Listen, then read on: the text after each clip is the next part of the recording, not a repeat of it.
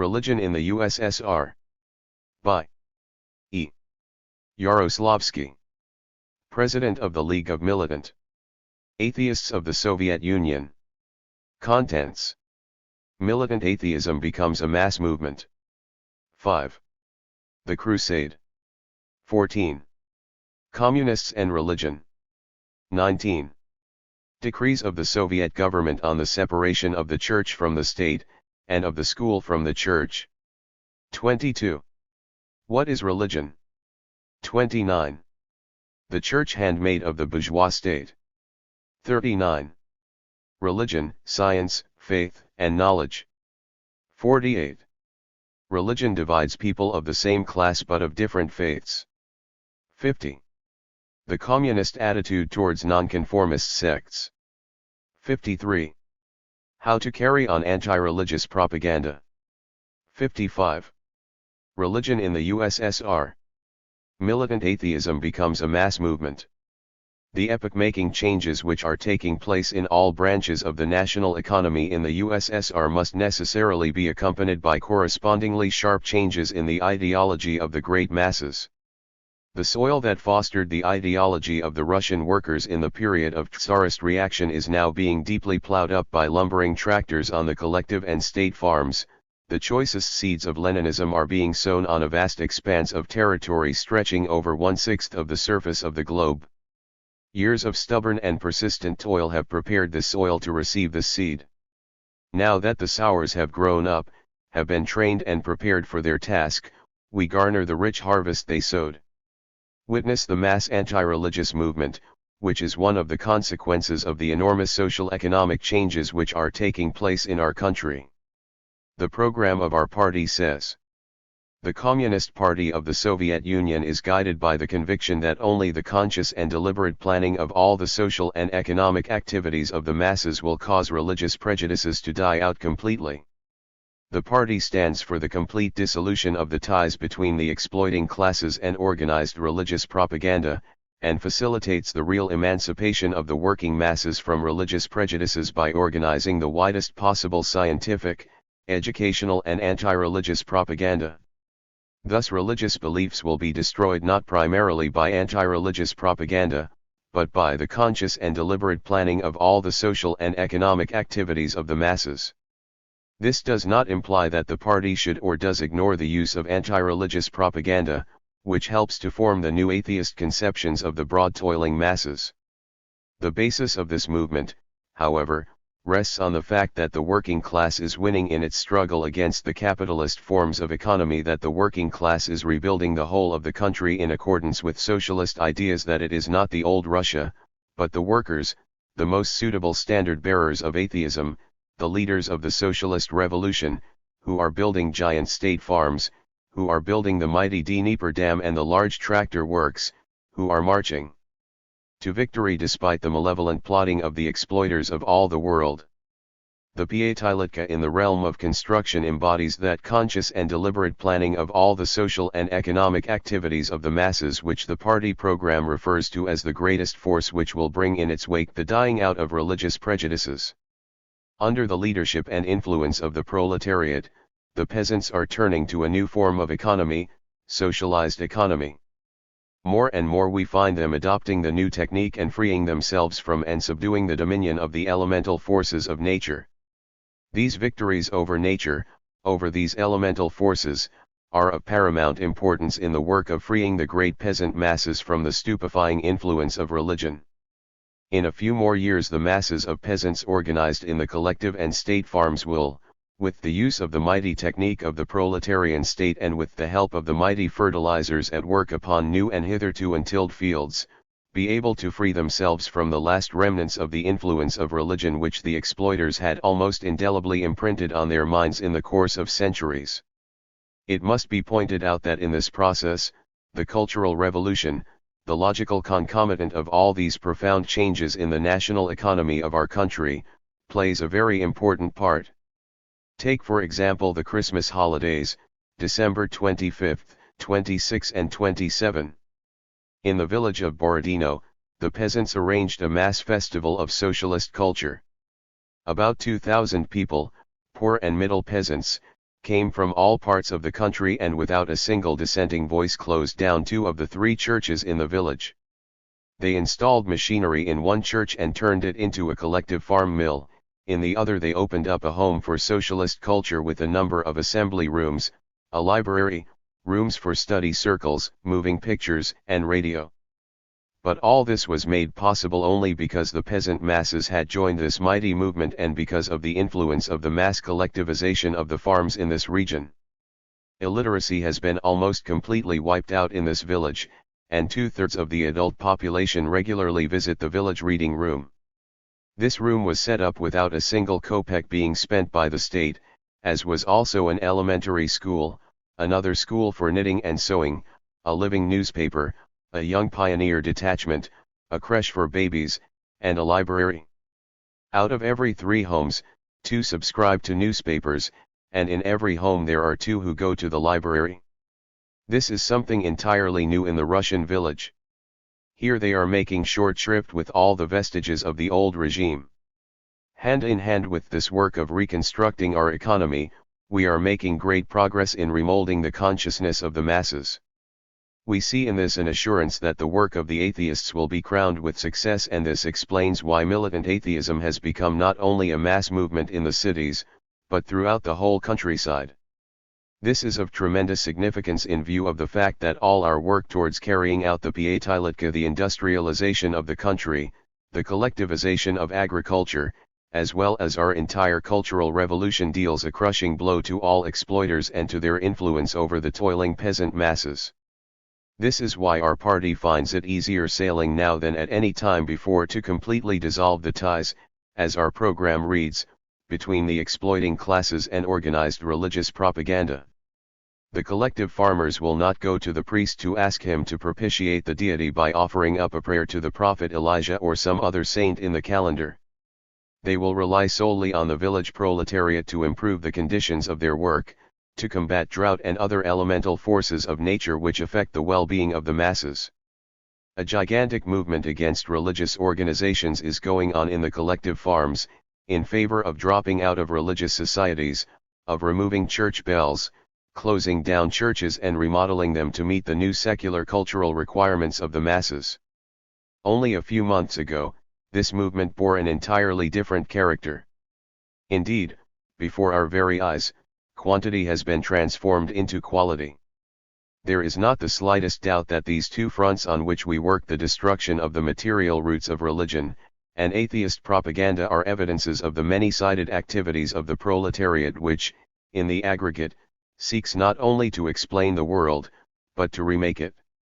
Lenin, as early as 1909, pointed out in his article, The Attitude of the Workers' Party Towards Religion, that to draw a hard and fast line between the theoretical propagation of atheism, between breaking down the religious beliefs of certain sections of the proletariat, and the effect, the development, the general implications of the class struggle of these sections, is to reason non-dialectically, to transform a variable, relative boundary into an absolute one.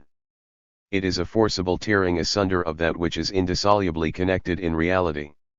While in 1909 this was true only of the advanced strata of the proletariat, today the situation has changed, for today the great masses of the working class have already been drawn into the atheist movement.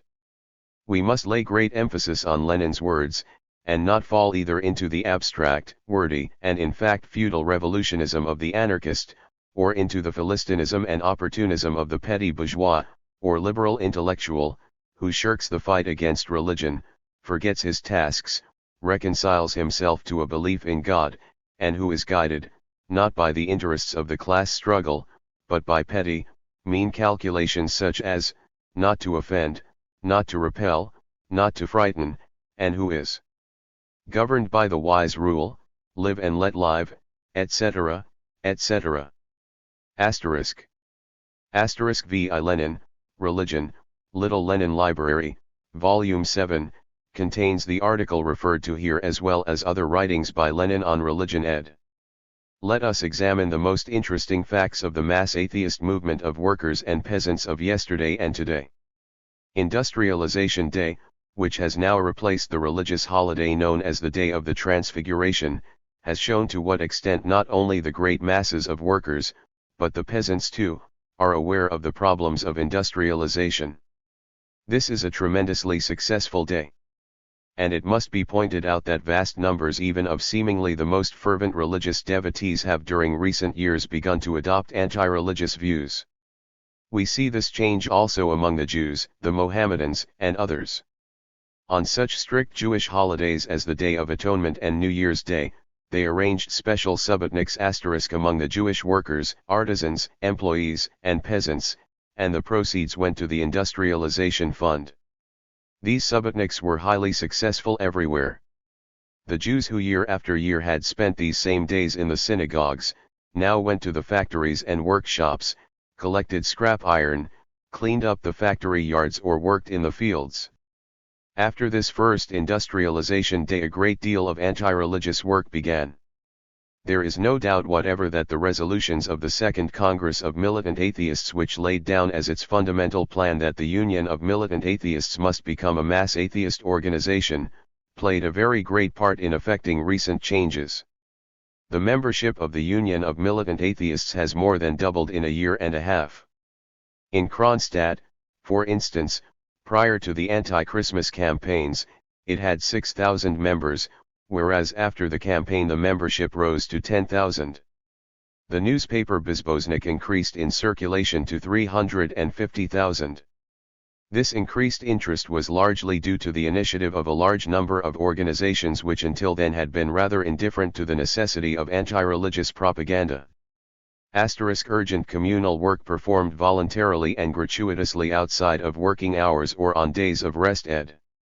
All the information we have bears out the fact that at Christmas, whether celebrated by the old church or the new, the masses of the workers went to work in the factories and mines, while the masses of the peasants, particularly in the collective farms, prepared for their work in the fields.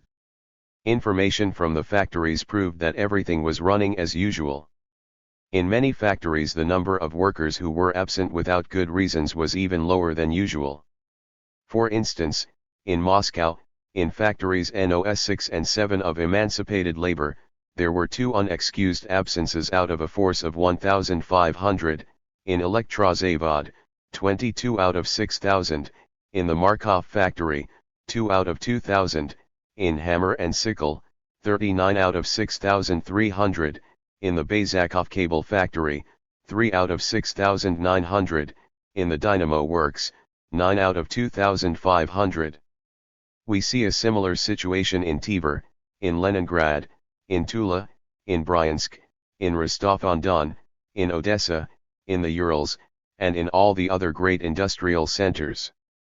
The extensive work done in this direction gave results which considerably exceeded our expectations. A large number of towns and villages have passed and carried out resolutions to take down the bells from all their churches. Towns like Samara, Kherson, Krasnoyarsk, Kharkov, Kalyuga, Archangel, Bryansk, Artemovsk, Ulyanovsk, Tver, and others, passed resolutions calling for the removal of all church bells and their surrender to the industrialization fund. Such resolutions were also adopted and carried out in numerous villages. For example, the peasants in the Ulyanovsk and Kuznetsk districts took down all the church bells and handed them over to the factories. The money received for the metal was paid as a deposit for tractors. 500 poor and middle peasants of one village decided to remove the bells from the churches, confiscate all church funds and hand them to the state in payment for tractors. The peasants in the village of Kraskovo, Uktomsky region, passed a resolution in favor of closing all the local churches, taking down the bells and selling them, giving 50% of the proceeds to the village collectivization fund, 25% to the poor peasants fund and 25% for the collectivization of the region.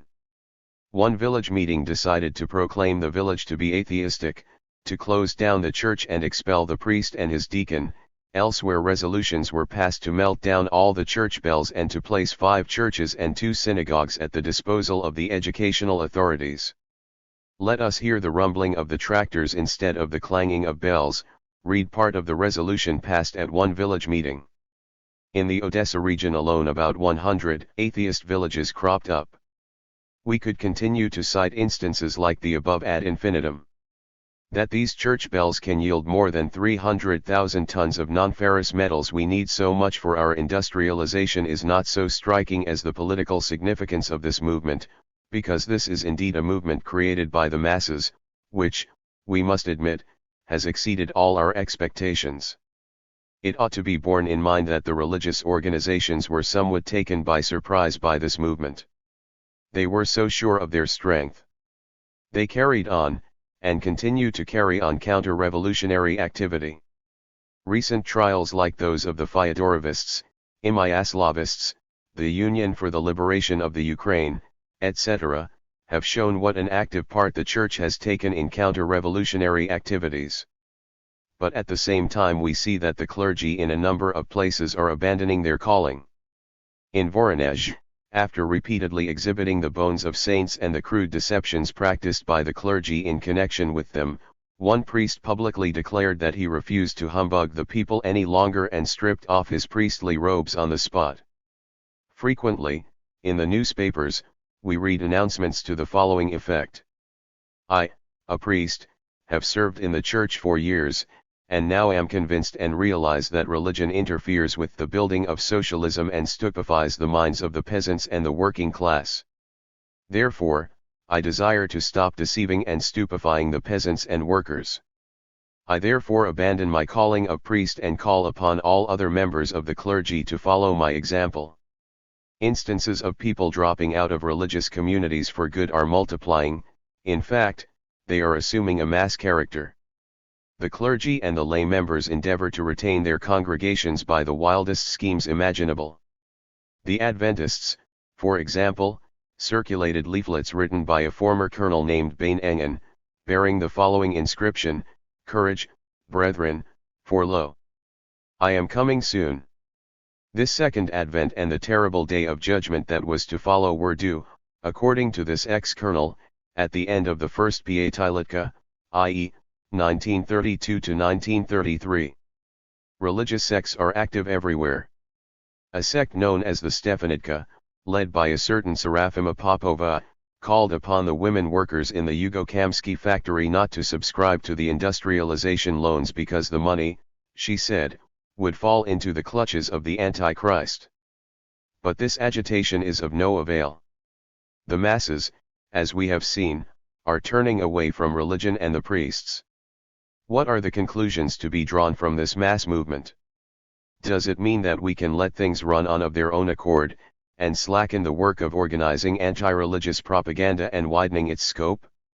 This atheist movement has become a movement of the masses, and it must be strengthened. We should not imagine that we have already abolished religion and religious organizations. We have fulfilled a great task up till now. In 1913, Lenin wrote an article entitled, "Three Sources and Three Component Parts of Marxism," in which he wrote, "The advocates of reforms and progress will always be fooled by the defenders of the past as long as they fail to understand that every old institution, regardless of how barbarous or decayed it may seem to be, is supported by the strength of this or that ruling class. And there is only one way to crush the opposition of these classes, and that is to find such forces in the very society that surrounds us, to enlighten and organize such forces for the struggle as can and must, because of their social position, contain the force capable of tearing down the old and creating the new. We have found this force the proletariat and the toiling peasant masses which are following its leadership in increasing numbers. This is the force which is capable of tearing down the old and creating the new. But these peasant masses which accept the leadership of the proletariat require a great deal of care." Lenin, in a speech he delivered at the Third Congress of the Young Communist League on October 4, 1920, referred to this. He said, "The proletariat must re-educate part of the peasantry and train them anew. It must win over the toiling peasants in order to destroy the opposition of the wealthy peasants who are getting rich by taking advantage of the poverty of the others. This task of retraining and re-educating the peasants, and with it the partial re-education of the working class itself, now confronts us. Education in alliance with the proletariat against the egoists and small private owners, against the psychology and the habits that would have us say, 'I am out for my own advantage, and I don't care about anything else.' Those who argue that up till now, we have used only light artillery in our anti-religious propaganda, and that now we must use heavy artillery, Marx, Engels, and Lenin are wrong. Our party programs and all our resolutions regarding the question of religion are permeated with the spirit of this heavy artillery, Marx, Engels, and Lenin. The point is that now the scope of our activities has become much wider since the masses have awakened and are joining the movement. We must work untiringly to develop a consistent materialistic philosophy among the masses. And Lenin repeatedly emphasized that a Marxist could not make a worse mistake than to think that the many millions of people who are condemned by modern society to ignorance, illiteracy, and prejudices can extricate themselves from this ignorance only by following the straight line of purely Marxist education. It is essential to give these masses the greatest variety of atheist propaganda material to acquaint them with facts from the most diversified fields of life. Every way of approach to them must be tried in order to interest them, to rouse them from their religious slumber, to shake them up by most varied ways and means. The atheist movement has become a mass movement even beyond the confines of the Soviet Union. A number of facts go to prove that this movement is gaining ground also in other countries. A growth in the anti-religious movement is observed particularly among the great masses of working-class Jews in Poland, Latvia, Lithuania, Belgium, England, America, Germany, and other countries. In Warsaw, for example, on the Jewish New Year's Day, 15 mass demonstrations were held, which were dispersed by the police. Demonstrations were also held in Polish provincial towns, in Latvia, New York, and elsewhere. Priests are beginning to complain of the drop in their incomes and of the decline of religion. Despite, or because of, the fact that religious organizations are supported by social democratic as well as avowedly bourgeois and fascist organizations, there is no doubt whatever that the above-mentioned facts concerning the anti-religious movement will intensify the campaign of lies and slander now being waged by all the pillars of the Church against the Soviet Union.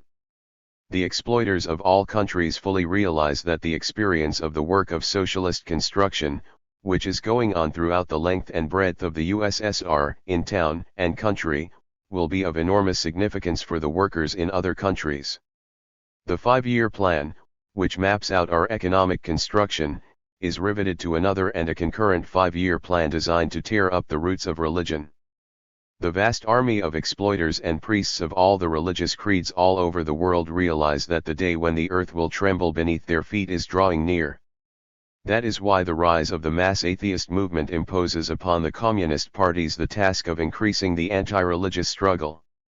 The Social Democrats organize free thinkers' societies and religious societies simultaneously. The communist parties must penetrate into all anti-religious organizations in which the masses take part and must take control of this movement of the masses, link it up with the movement of the class struggle of the proletariat, and bend the tasks of the anti-religious to the task of this class movement. The workers and peasants of our party occupy the key position also in this movement. It is imperative for us to increase the importance of this central position in anti-religious propaganda. We have certain institutions that can be of great assistance. For example, our anti-religious museum, the first of its kind, which, in spite of all its deficiencies, has attracted the attention of all those interested in the anti-religious movement. An anti-religious center must be created to assist the communist parties of all countries to guide this constantly growing movement against religion and the clergy, because this is a part of the class struggle and as such is not only inevitable, but an essential part of the struggle against the capitalist world, part of the struggle for communism. The Crusade. With the blessings of Pope Pius XI, the nauseous campaign of incitement against the Soviet Union continues, and is spreading from one capitalist country to another. Pulpits and professorial chairs, bourgeois and social fascist newspapers, White Guard general staffs and stock exchange committees, banks, press agencies and intelligence services, the haunts of the secret police, etc., etc., all keep giving full rein to their putrid imagination and belch forth endless lies and slander against the USSR. It is difficult to say who has been the most proficient in spinning this fabric of lies, the Pope with his encyclicals, the White Guard general staffs, or the publicity offices of the banks. All the forces of reaction have joined their voices in one bloodthirsty howl, and those who are directing this campaign will not hesitate, if it should serve their purpose, to drive matters to a bloody conflict. The Pope, in his message, complained that the capitalist governments do not always support him unanimously, and that this has come about because of the lack of respect for the laws of God, His kingdom, and His justice. This complaint is as hypocritical as his concern for the USSR, expressed in his message. What touching concern! We learn, for instance, that in the very first weeks of his reign, he offered up a short prayer supplementing a dispensation, beginning with the words, "Savior of the world, save Russia."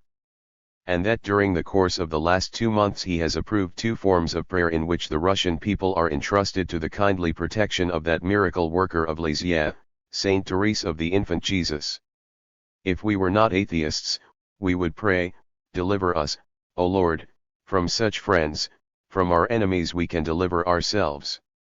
In order to judge of the friendly feelings of the Pope, it is enough to quote the so-called truth about the Soviet Union, which he broadcasts in his messages. Let the toilers in the USSR know what this truth is. We are informed in this message that the office employees, both men and women, are compelled to sign a formal declaration renouncing all religion, and to blaspheme God, under the threat of being deprived of their bread, clothing, and lodgings. The Pope issues a call for a universal day of prayer to hasten the day when all his lambs may be gathered into the fold of the one and only Savior, and he enumerates a whole list of saints to whom he intends to pray for help in gathering the lambs into the fold. We have no objection to the Pope's uniting with Kerensky and Miliukov, with Duterte and the social fascists, with bishops who incite pogroms against Jews, like Bishop Eulogius, etc., but let him and them leave us in peace, otherwise the venture on which they are starting may not end to their liking. In any event, we, on our part, must do everything to lay bare even to the most backward of the toiling masses the real meaning of this campaign, and to make plain who and what is behind this crusade, launched under cover of defending God and the soul, to bring about another war more sanguinary than the last. In fact, we need take but one look at this motley crew of defenders of religion to know what their guiding principle is. The shameless scribes of the mendacious conservative bourgeois press in England, like the Morning Post and the Daily Mail, vie with one another in daily inventing some new outrageous calumny against the Soviet Union. Even the organ of the Scottish Labo writes, the Forward, has been compelled to declare that the defense of democratic freedom on the part of the Morning Post looks somewhat suspicious if one bears in mind its policy and its owners. Asterisk. Asterisk. The role of the Church and its defenders in the United States in the anti-Soviet campaign, as well as in the class struggle in general, is treated in The Church and the Workers, by Bennett Stevens ed. It is a strange coincidence that the raid on the Soviet trade mission in Munich took place just when Cardinal Faulhaber issued his appeal to all parties and religions, to rise against the Soviet Union, because, in his opinion, the 2 questions of paramount importance for the German people are, how to stem their falling birth rate and how to safeguard themselves against Bolshevism. Cardinal Faulhaber does not realize, it seems, that the question of the declining birth rate in Germany is directly connected with the question of the increasing exploitation of the masses, which he and other cardinals defend jointly with the capitalists. All these enemies of the working class are united in their dread of Bolshevism, a fear they can no longer conceal. The Berliner Börsen-Zeitung, a newspaper representing German heavy industry, has been forced to admit that it is not the question of religious persecution, but fear, pure and simple, that is actuating the capitalist world in face of the advance of socialism. This organ of heavy industry and the great German trusts is afraid that the USSR will soon become a model for other parts of the world. Tomorrow, Europe, the day after tomorrow, another part of the globe. If Europe allows these dreadful events to take their course, we shall learn to our sorrow that Europe as a political concept will no longer exist, because at this very moment the USSR is shaking the very foundations upon which Europe is built. That it will be the end of Europe and all that it stands for. What can be plainer than this? The ground beneath the feet of these gentlemen must already be quaking, if they have to resort to such measures to create public opinion against the Soviet Union. It is no longer possible to hide the reasons for this crusade against us. Take any capitalist country or any colony, and you will see how the toiling masses experience in their own bodies the renowned blessings which these defenders of religion bestow upon them in the form of mass shootings, hard labor, the electric chair, etc. In Italy, whence the bigoted appeals of Pius XI are issued, the maledictions of the workers and peasants tortured by the fascists, shot and beaten by those in league with him, are quite audible. Why are Cardinal Faulhaber and the other princes of the Church who defend capital and its right to rob and exploit the masses deaf to the groans of the workers who are shot down almost every week in the streets of Berlin and other German cities? Do they not see the growing class hatred of these masses against the defenders of religion? This is just the reason why the toiling masses in the capitalist world, under the pressure of the present unparalleled world crisis, are becoming more revolutionary and are drawing closer around the banner of communism. It is this that compels the Pope to come forward in defense of the money bags. The Russian White Guards are besieging the military staffs and intelligence services in all the capitalist countries, hoping for some little favors. Bishop Eulogius and Antonin Krapovitsky, and the Romanian Metropolitan Guri, notorious pogrom leaders and others, are up and stirring. We must see to it that the activities of these enemies of the Soviet Union become boomerangs in the hands of these vile calumniators. This will inevitably be so. In answer to the demonstrations of these reactionaries, fascists, and White Guards, regardless of whom they prey to, the working class is calling counter-demonstrations and in all countries is closing its ranks in defense of the Soviet Union. The workers in England, France, Germany, and other countries, must be on the alert. Otherwise the social fascists will come to an agreement, behind their backs, with the worst enemies of the people. They will prepare an armed attack on the Soviet Union on the pretext of fighting for religious liberty, and at the same time prepare a still more savage attack on the living conditions of the working class and on their few remaining rights. Therefore, all those who are the friends of the land of the toilers, which is building up socialism, should mobilize their forces in opposition to this crusade, in their own class interests. We do not want to treat the matter from a formal point of view, but as a matter of fact, this whole campaign, in which members of governments of capitalist states are taking part, and which is being carried on openly in the bourgeois press, is nothing but interference in the internal affairs of the Soviet Union. The people who demand that we cease our propaganda are themselves engaged in open, vile, bloodthirsty propaganda against the USSR and interfering in its internal affairs. We do not want to confine ourselves to questions of form. We communists know the value of this sham defense of the freedom of conscience. At the end of January, 1929, a bill introduced into the British Parliament, to abolish all punishment of those who preach heresy or blasphemy, in short, all those who do not subscribe to and also oppose the established religions, was decisively rejected. We could quote innumerable instances of persecution of religious beliefs, and countless cases of people of one faith being incited against people of another faith. Recently, there was a wholesale expulsion of Doukhobors from their places of domicile in Canada. In Palestine the Arabs were incited against the Jews and the Jews against the Arabs. In India bloody clashes occurred as a result of religious strife stirred up between Hindus and Mohammedans. We could cite innumerable cases of persecution both with and without trial in America, Germany, and other countries, for simply expressing some thought or other on religion that was displeasing to the ruling class. But these crusaders apparently do not realize the storm they are raising against themselves by their campaigns. It is evident that people, who are by no means our allies, already realize this. The Forward, the organ of the Scottish Laborites, which we have already quoted, has begun to understand what is really happening. In an article on January 21, 1930, entitled "The Church in Russia," the Forward prophesies that in the not distant future other countries will follow in the footsteps of the Soviet Union. The Forward offers this explanation. The revolution came and the Church was deprived of those valuable rights in capital and land, and they were restored to the people. Where is the injustice? Who complains? Some bishops, some parish clergy, some Tory scribe, and some people constitutionally nervous regarding the sacredness of property. These are the dissentients, and they are mainly of the class who only support the church in their own country because they recognize in it an institution which they think helps to keep our present orders of society together. We know that the state no longer subsidizes any form of religion, and that the vast church lands and funds have been restored to the common people, to whom by right they belonged, and from whom they were stolen. We are so much in agreement with this part of their state policy that we hope it will one day be copied by our own government for the good of our long-suffering poor.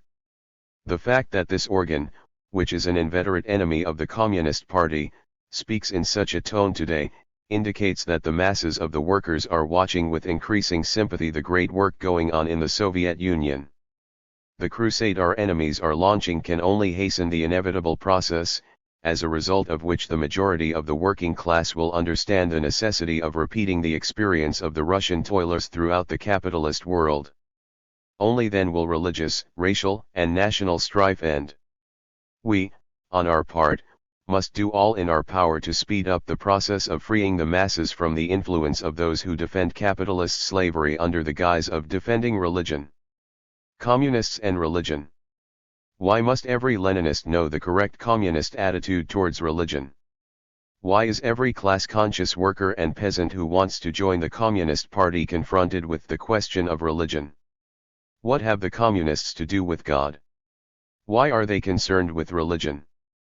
Does it make any difference to the prospects of the victory of communism whether a communist believes in a god or gods and goddesses, or in evil spirits, or not?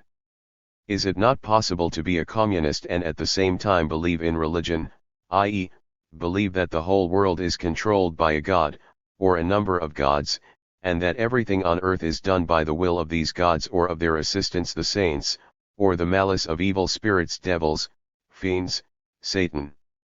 Is it possible to live without believing in God and yet preserve morality? Millions of workers and peasants who have not yet entered the road to communism ask themselves these questions, and thousands of workers who are sympathetic towards the Communist Party waver on the question of religion. Their belief in God, or in gods, their belief that without religion, without faith, without religious rites they will not know how to live right, prevent them from joining the ranks of the Communist Party.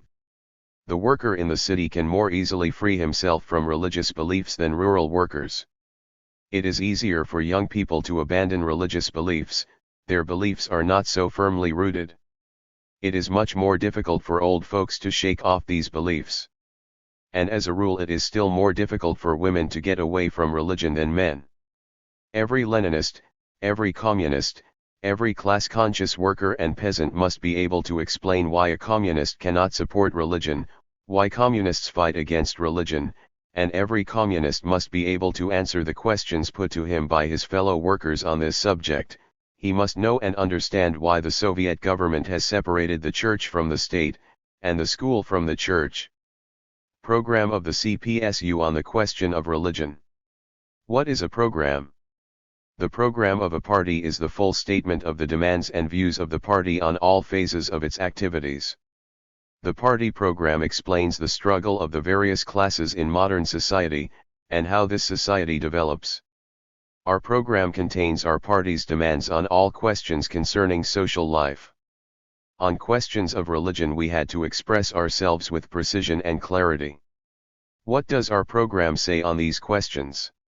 In paragraph 13 we read: with regard to religion, the Communist Party of the Soviet Union does not confine itself to the already decreed separation of church and state and of school and church, i.e., measures advocated in the programs of bourgeois democracy, which the latter has nowhere consistently carried out to the end owing to the diverse and actual ties which bind capital with religious propaganda.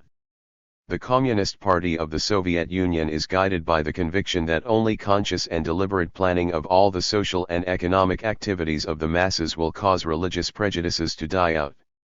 The party strives for the complete dissolution of the ties between the exploiting classes and the organizations of religious propaganda, facilitates the real emancipation of the working masses from religious prejudices and organizes the widest possible scientific, educational and anti-religious propaganda. At the same time, it is necessary to carefully avoid giving offense to the religious sentiments of believers, which only leads to the strengthening of religious fanaticism. The program of the Communist International also states clearly that communists fight against religion, as it is a counter-revolutionary force, an ally and a weapon of the bourgeoisie in its struggle against the revolutionary movement. We will try to state more simply what the program of the CPSU says on the question of religion, and then we will explain it in detail. On January 23, 1918, the Soviet government issued a decree separating the church from the state, and the schools from the church. We will speak in detail about this decree later on. But our party is not content with passing this law, for this law alone does not yet destroy the power of religion and of the church, it only weakens it. Laws separating the church from the state, and the schools from the church, have been passed not only by the Soviet government but also by the governments in capitalist countries. But in these capitalist countries the bourgeoisie put these laws on their statute books only for the sake of appearances, to give in to the demands of the people, while in reality they retain the connection between the church and the state, between religion and the state, and between religion and organized capital in the state. In fact, in almost all the capitalist countries the church still enjoys enormous power and tremendous wealth, and to this very day, in most capitalist countries it still wields power in both the state and the school. Take, for instance, Italy, where in 1929, the power of the Pope, the head of the Catholic Church, was re-established. In accordance with a treaty concluded with the leader of the fascists, Mussolini, the Pope was recognized as the head of the Vatican State, formed within the territory of the city of Rome. Of course, in return for this, the clergy gives still greater support to the fascists. In Germany, and in many other states, the governments likewise invest the church with far-reaching rights. In the USSR, the law separating the church from the state, and the school from the church, has been actually carried out. But the law does not abolish religious organizations, nor does it prohibit religion.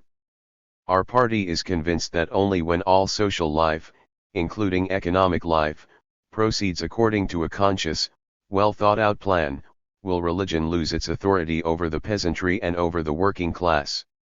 This is why our party is trying first of all to prevent the capitalists of all countries from using religious organizations to deceive the peasant and working masses, as they are doing now.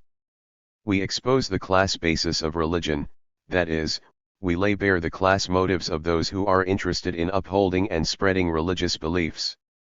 Secondly, our party conducts a struggle against religious prejudices and religious beliefs by propagating science and general education, through books, newspapers, lectures, moving pictures, etc., all directed against religion and religious deception.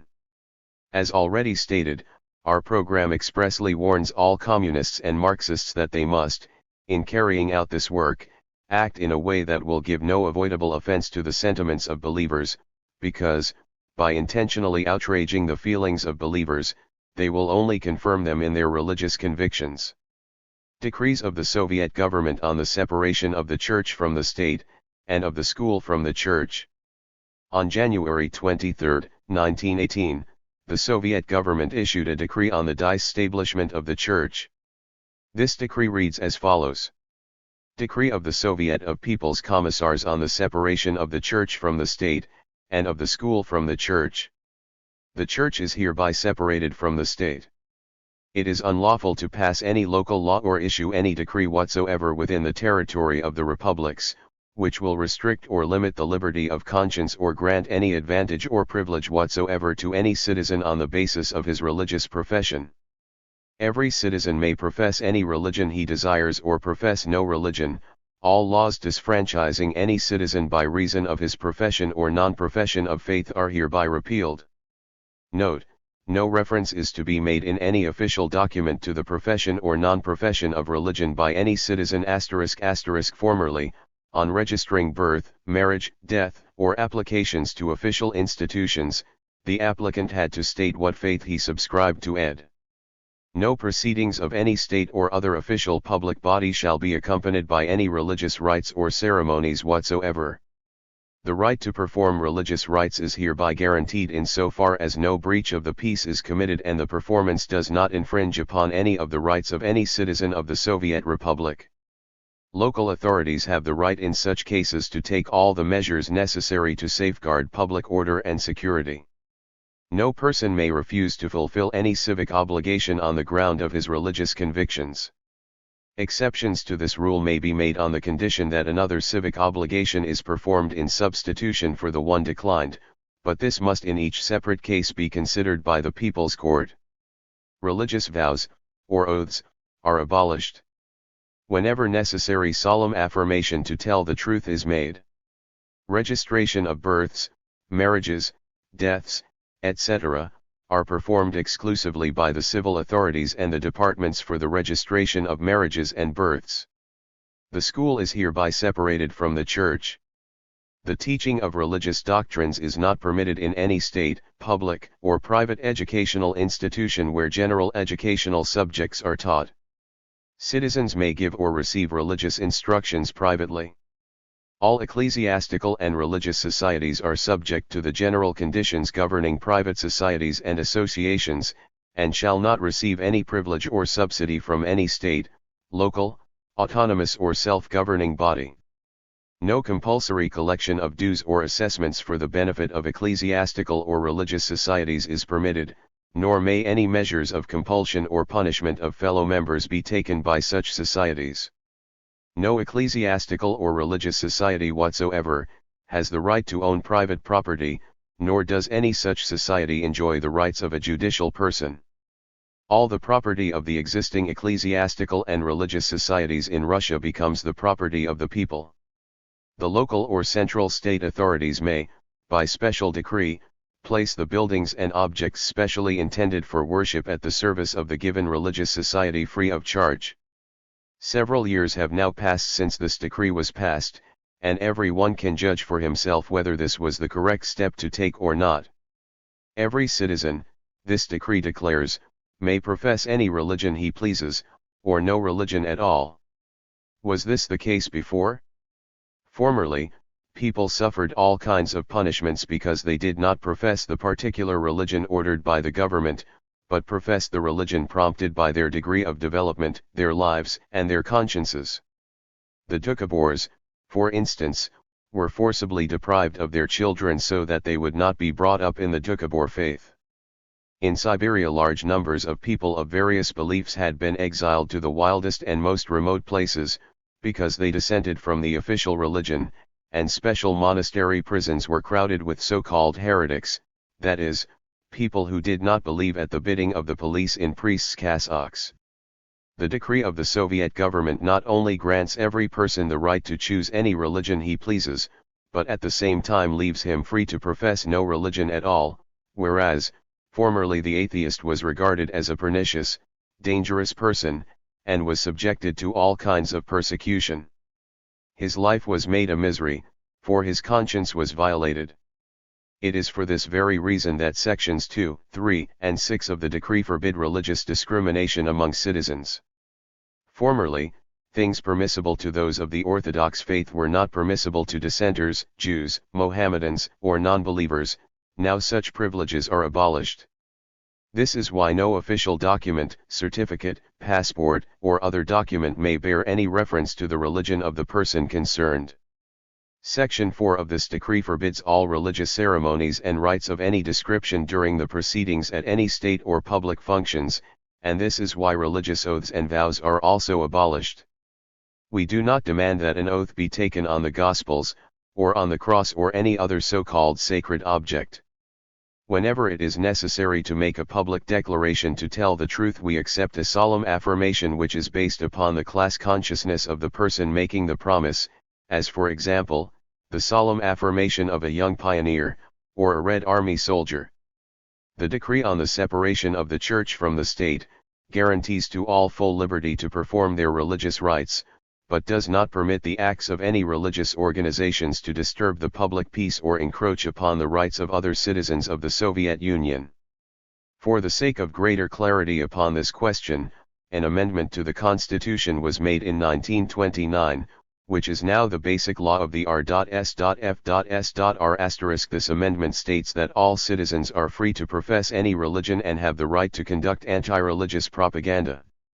Religious liberty means that every citizen may profess any religion or religions.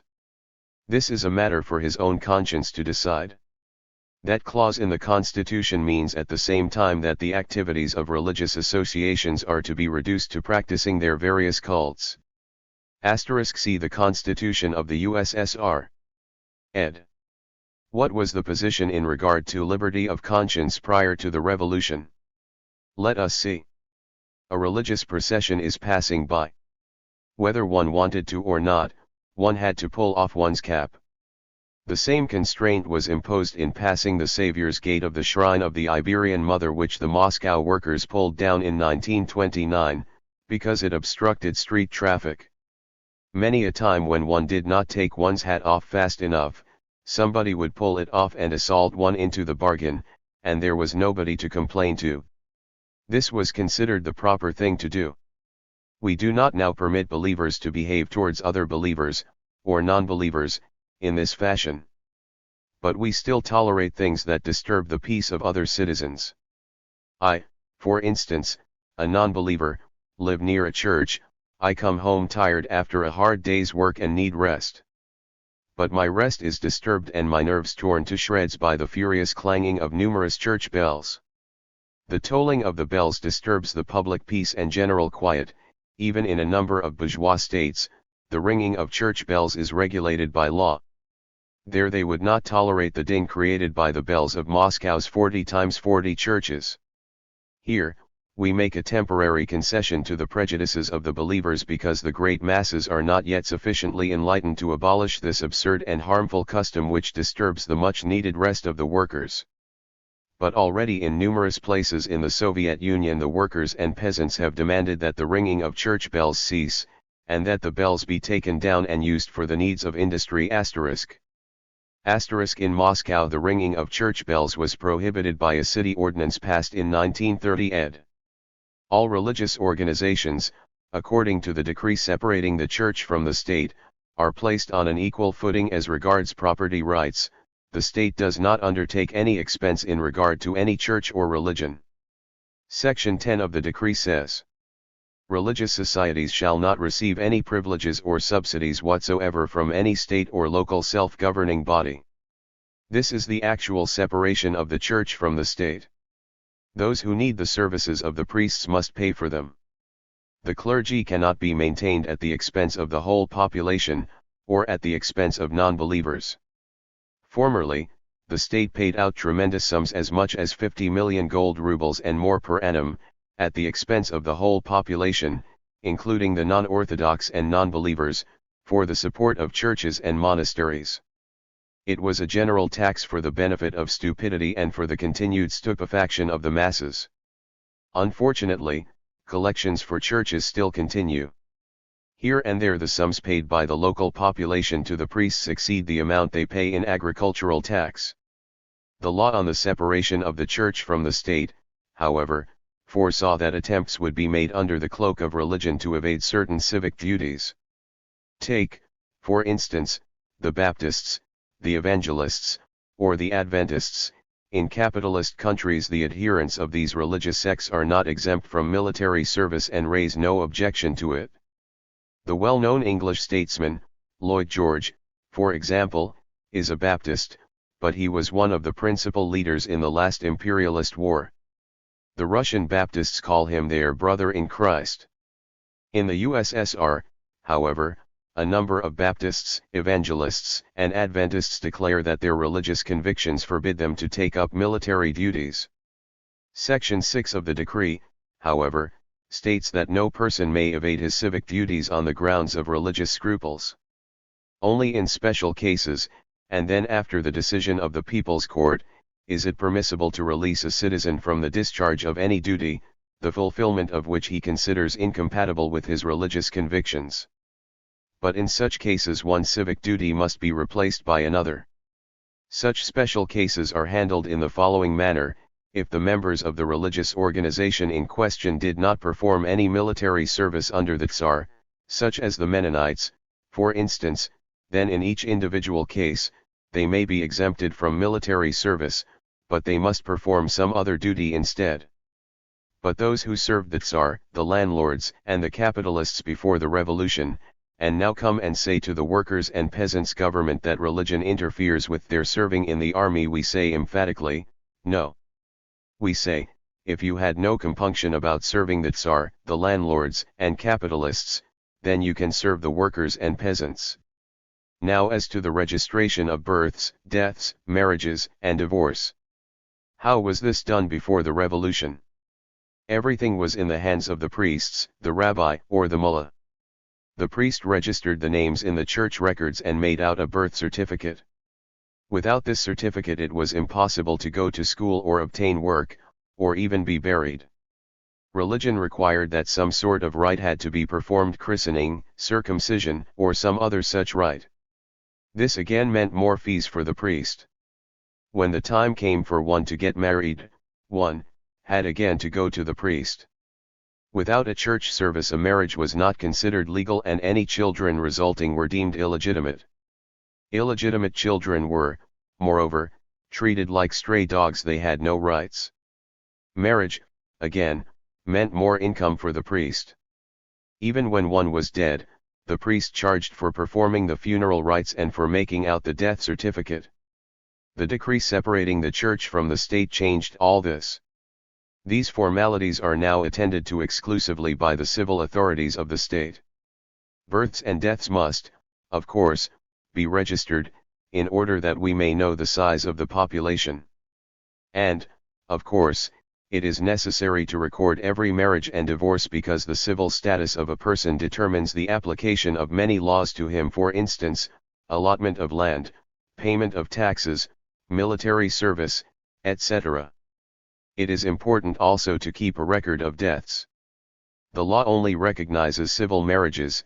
If a couple want to go to the priest, they are at perfect liberty to do so, the law does not prevent them. The dissolution of marriage is a matter for the civil court. The priest no longer decides whether one may divorce a wife or a husband. Section 9 of the decree separating the church from the state says that schools are separated from the church. The teaching of religious doctrines is not permitted in any state, public or private educational institutions where general educational subjects are taught. What was the position in regard to this before the revolution? We had parish schools which were in the hands of the priests. The priests, their wives and daughters, were in full control and taught, or rather stultified, the minds of our children. In other schools the children received religious instruction, that is, the little science which they were taught was diluted with a huge dose of religion as an antidote to the science. Our decree says that the schools are for teaching science and not for clogging the brains of children with religion. The school must not stand aloof in the struggle against religion. It must educate children in an anti-religious spirit, because it must not be forgotten that at present the home influences of the child are still religious. The school must counteract this harmful religious influence. Finally, the decree declares all the property of the church and of religious organizations to be national property. What becomes of the churches and those who support them? According to the decree, they are handed over, by agreement, to the appropriate religious society for purposes of worship. The believers cannot dispose of this property, as it belongs to the people, to the state. If you study this whole decree carefully, section by section, you will see why it was necessary, you will realize its great significance, you will understand why this was one of the first decrees passed by the Soviet government. We shall see later on how this imperative step fits in with our program as a whole. The Soviet power is a power born of the revolution, gained in the armed struggle of the workers and peasants, a power won from their age-long enemies. The Soviet power was victorious in spite of the will of the clergy, who fought against it from the very beginning of the revolution. Other states headed by kings or emperors speak of their holding power by the grace of God, so as to maintain their position. The Soviet power is not in need of such deception. The Soviet power is an expression of the will of the toilers who are building socialism. The Church only hinders this work. It does not lead forward, but backward, or, as an old man once said of the clergy, they only lead the way at funerals. Religion can lead only in carrying the dead to the grave. Religion does not, and cannot, lead the living masses of workers and peasants, in the struggle to build up a free social system. What is religion? There are many definitions of religion. Let us simply say that religion is a belief that, in addition to the visible world which man can observe, test and experience, there exists another world, a supernatural world. The natural world, the earth, the sky, the air, mountains, rivers, seas, and other objects can be measured, weighed, felt by the hand, and so on.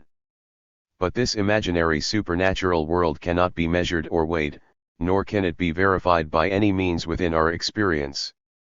The believer, the religious person, thinks that the ruler of this non-existent, supernatural world, whom he calls God, and sometimes Goddess, can determine the fate of people by his or her decrees. Believers think that life, the fate of human beings, their suffering or happiness depends not so much upon man himself as upon God, upon this supernatural force. If God wills it, we will have a good harvest, there will be sunshine, rain, or snow, if it so please God, or we will be visited by a scorching drought, by hail, storms, plagues, war or famine. In this way the believer feels dependent upon a power which he finds already in existence, to which he can only pray, and which he himself is unable to subjugate. Take the Christians, for instance. What do they believe in? Their belief may be summed up as follows: there exists an omnipotent, omniscient, and omnipresent God, who has a divine Son, who, in turn, has a divine Mother, then there is a Holy Spirit, also a God. There are countless saints, also like God, some more powerful, others less. Each saint has special duties assigned to him. One is in charge of matters concerning the sea and cares for travelers, another is in charge of the weather and causes thunder and lightning, and sends down rain, a third takes care of the cattle, a fourth helps you if you have a toothache, a fifth watches over beehives, and so on. Moreover, most Christians believe that besides God there exist also devils and fiends, with their leader, Satan, who also possesses tremendous power. These forces of the nether world are so strong that, in fact, God and all the celestial forces have been struggling with them for thousands of years, but have not proved able to overcome them. These devils, fiends, demons, Satans, or evil spirits, as they are also called, hold the personal lives of the Christians in their hands. According to the belief of the Christians, they torment them with all kinds of sicknesses, spoil their businesses, instigate people to do evil, or to commit crimes, while God himself and all the saints and hosts of angels in heaven cannot or will not do anything to stop the mischief committed by these demons and devils. Most Christians believe that life here on earth is only the preparation for another life which will be an eternal paradise. Some picture this paradise as a sort of first-class almshouse. Others picture it as a luxurious brothel. The priests assure these Christians that as the overwhelming majority of people are sinners, and paradise will be reserved only for the righteous few who carry out the precepts of the priests, most people will descend to a fiery hell, to the depths of Hades, where the devils, created by God, will torture them and make them suffer every kind of torment. They will be roasted, sliced into pieces, beaten with hammers, burnt alive, etc., etc. Thus the priests of every cult have their own way of deluding the masses, the Jewish rabbi, the Roman Catholic priest, the Russian Orthodox priest, the Mohammedan mullah, the evangelist, Baptist and other ministers of religion, each has his own way of fooling the people. With their silly tales they stupefy their brains as opium stupefies and poisons the unfortunate opium smoker. This is why the greatest thinkers and minds of our time cannot find words more apt for defining religion than those used by Karl Marx, who called religion the opium of the people, or the words of Lenin, who said that religion is a sort of alcohol which beclouds the minds of people, who stop seeing the world as it is, and see it as it appears to the befogged, stupefied, poisoned minds of a drunkard or opium smoker. Religious people see the world and its relationships between man and nature, not as they are, but as they are represented to be by the priests and their religion. Is it possible to be a communist and believe in such stuff? Is it possible to be a Leninist and believe in this mystical mummery? If the world is controlled by God, if the fate of the people is in the hands of God, his saints, angels, devils, and fiends, then what sense is there in the organized struggle of the workers and peasants, in the creation of a Leninist party? What sense is there in the socialist reconstruction of society? All this could be destroyed by a mere wave of the almighty hand of God who, happily, exists only in the imagination of believers nowhere else. The conception of the world from the religious viewpoint is incorrect. It is a mutilated understanding of the world and of the mutual relationships of men. A person cannot act correctly, cannot act in an organized manner as a communist, as a Leninist, if his brain is poisoned by religion. In order to overcome the tremendous difficulties which confront us, in order to remold the world as the working class and the peasantry want it to be, in order to subjugate all the forces of nature and compel them to work for the welfare of mankind, in order to change social relations from top to bottom, in order to eradicate war between nations, to exterminate poverty from the face of the earth, it is necessary that every person, that every peasant and worker sees things as they are, without the intervention of gods, saints, angels, fiends, goblins, werewolves, and other spirits, good or evil. Religion acts as a bandage over the eyes of man, preventing him from seeing the world as it is. It is our task to tear off this bandage and to teach the masses of workers and peasants to see things correctly, to understand what does exist and what does not, so as to be able to rebuild this world to fit the needs of the workers and peasants. We must, therefore, convince the masses that communism and religion cannot go together, that it is not possible to be a communist and at the same time believe in devils or gods, in heavenly creatures, in the Virgin Mary, in the saints, in pious princes and princesses, bishops and landowners, who have been canonized by the priests. It is impossible to be a communist Leninist and at the same time go to church, listen to the lies of the priests and take part in the performance of religious rites, that is, give support to the religious hocus pocus that says that if you move your hands this way or that, cross yourself 2 or 3 times, bow, say this or that prayer, turn around to face one corner and then another, and think of the non-existent gods and saints, some changes will be brought about in the life of man. It is impossible to be a communist, a Leninist, and retain the belief that the conditions of life, of society, of industry, the weather or an individual's health, can be influenced by prayers, by sprinkling holy water, by burning incense, or by performing any other superstitious rites. Is religion innate? The priests would have us believe that religion was born simultaneously with the appearance of the first man on earth. But science has proved that religion made its appearance in human society at a considerably later date. If a person is brought up from the day of his birth in a way that precludes all contact with believers, if at the very outset he is taught a proper conception of the universe, and, when his mind is still in its plastic, its formative and most receptive state, all the phenomena of nature and society are correctly explained to him, and if he is so circumstanced that he will not be socially oppressed by the classes that utilize religion in order to strengthen their power, he will not need any kind of religion whatsoever. Religion appeared at a time when man, still completely in the grip of nature's elemental powers, could not explain to himself natural things, such things as change of weather, change of seasons, storms, thunder, floods, hail, war, pestilences, cholera, etc., etc. Primitive man ascribed all these to the intervention of some supernatural power. Religion appeared when man first tried to find the why and wherefore, a reason for such phenomena of life as death, dreams, epileptic fits, etc. Religion arose from the respect accorded to dead ancestors, to deceased parents and to the eldest of the clan. Religion arose, on the one hand, from the abject dread in which our prehistoric forefathers stood of the ever-threatening, incomprehensible phenomena of nature, and on the other, from the social oppression he experienced. In capitalist, class society, religion has entrenched itself so firmly precisely because the toilers are socially oppressed, and in the majority of cases the exploiters utilize the helplessness of the masses to gain the upper hand over them in the name of God**. A number of comrades have pointed out to me that I have given different reasons for the origin of religion.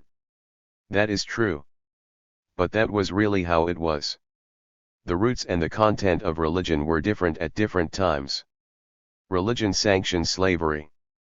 The ministers of religion were able to exploit the class ignorance of the masses, and upheld the erroneous ideas which religion taught concerning the structure of the world.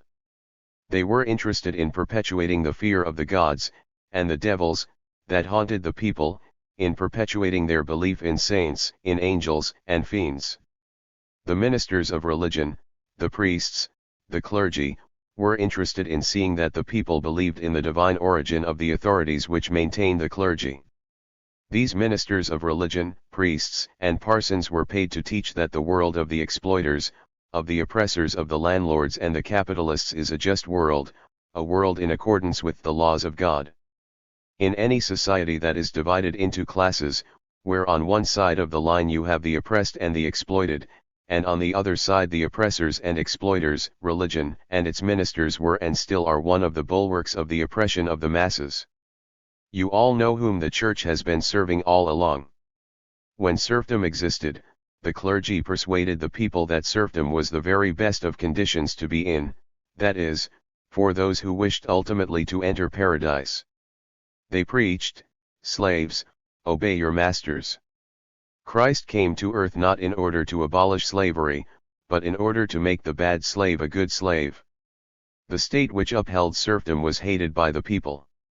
Therefore, these tsars, lords and landowners had to devise some means whereby the peasants would become reconciled to the intolerable injustices of serfdom. They had to invent some justification for this oppressive, slavish drudgery.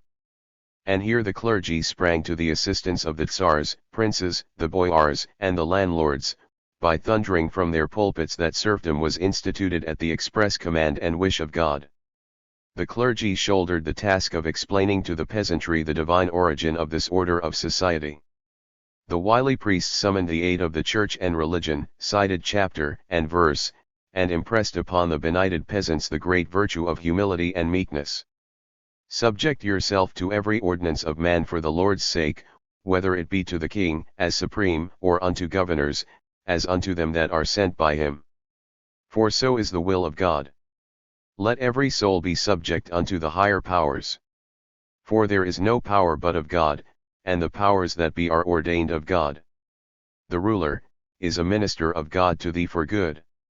Render, therefore, to all their dues, tribute to whom tribute is due, custom to whom custom, fear to whom fear, honor to whom honor. When the peasantry felt that the titled lords and the rich were making fools of them, the priests calmed their ruffled rustic hearts with the guiling words of the gospel. The rich man, too, is your brother, that is why you should love him. You must, therefore, not fight against him. The scriptures say, "Be at peace with the world." Ought the slave to strive for freedom? The priest taught him that the slave, the serf, ought to remain such for all time. Let every man abide in the same calling wherein he was called. Art thou called being a servant?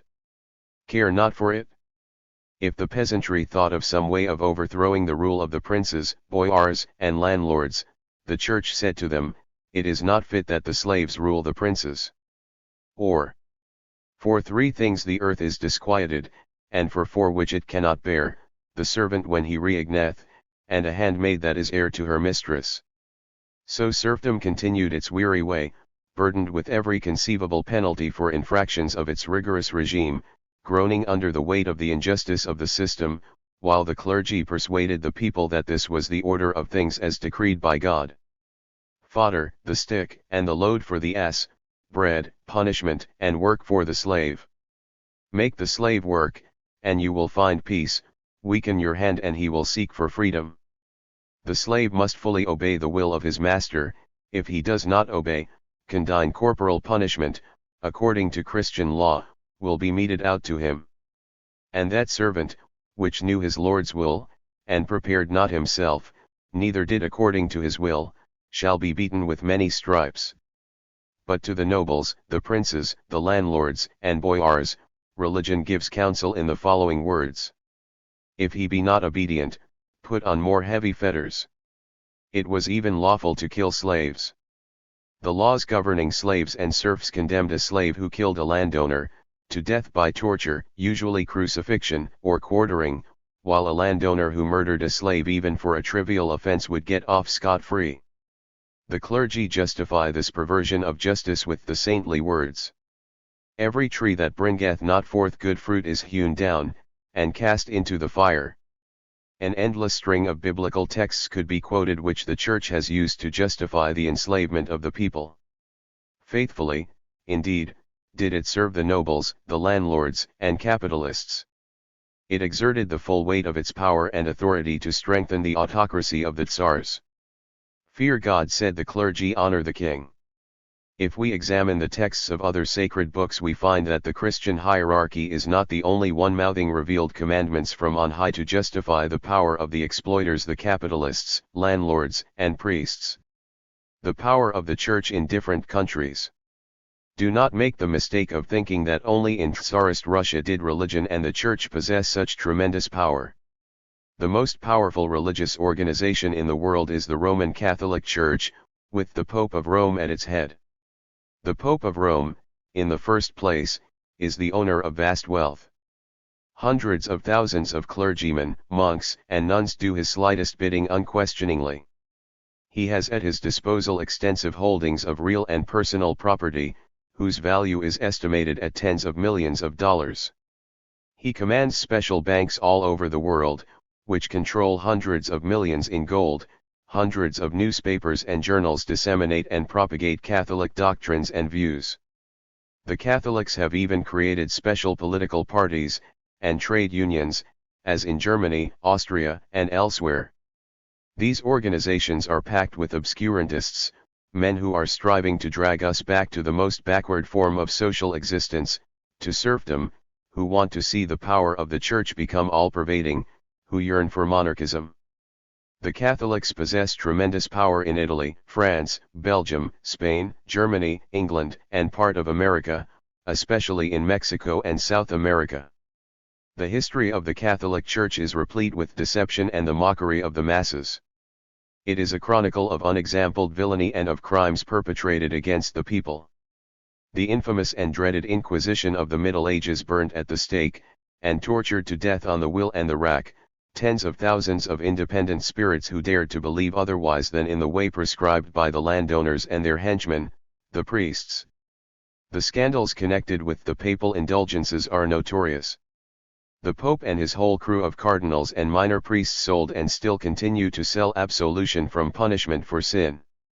A man may commit any crime, but on the payment of a certain sum he can receive a pardon from the Pope, and not only for sins already committed. For cash you may have even your future sins redeemed in advance. Nothing more glaringly illustrates the banality of the clergy than this. The Catholic Church, with the Pope in its van, is now an important bulwark of all counter-revolutionary organizations and forces.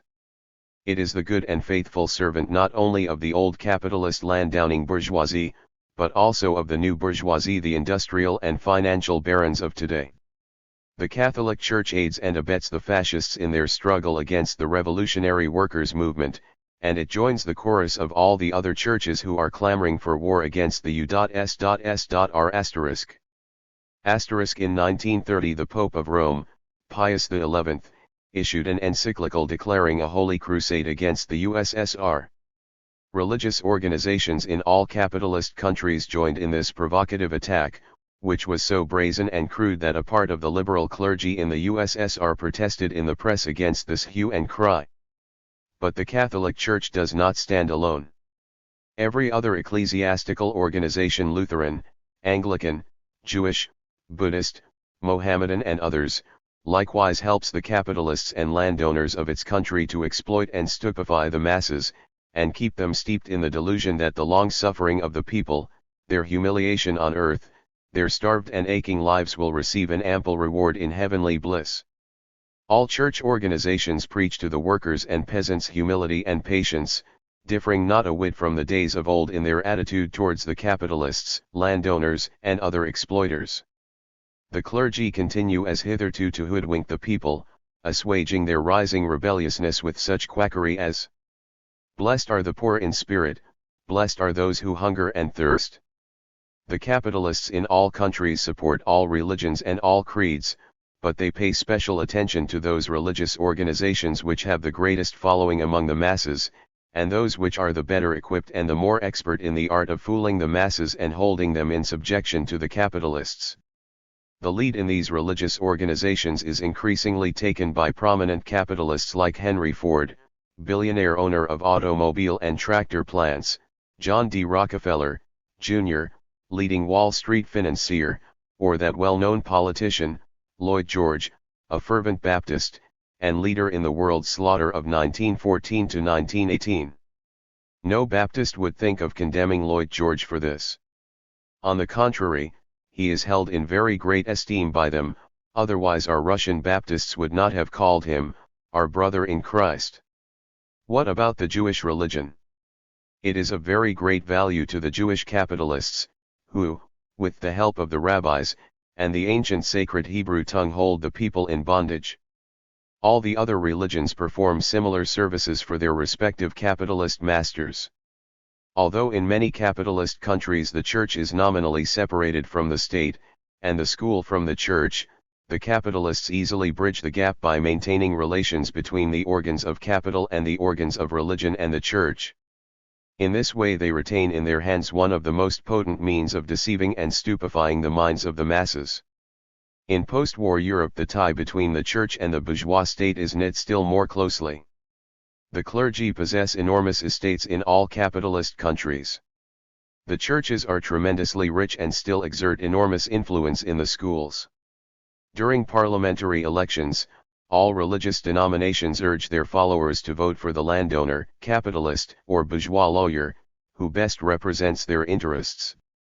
The priests hold particular sway over the minds of the women, through whom they influence their husbands. Women accept these priests as their advisors and father confessors and transmit the instructions they receive to their husbands, sons and brothers. The dominant religion. The ruling class, in its effort to deceive the masses, often singles out the one religion which, under the conditions of a given country, is most likely to carry out its behests most implicitly and most successfully. Thus Pope Denossafe, the procurator of the Tsarist Holy Synod, a fanatic, expresses his conception of state religion in the following words. The state recognizes one religion out of all the other religions, and supports and patronizes one church exclusively, giving it precedence over all the remaining churches and religious denominations. In Tsarist Russia, the Greek Orthodox Church was the dominant church, which occupied an exceptionally privileged position. It was supreme, and enjoyed the support and the protection of the government. The Orthodox Church and its Holy Synod were given jurisdiction over all the other religious denominations. Those who did not comply with the laws of the Orthodox Church were liable to criminal prosecution.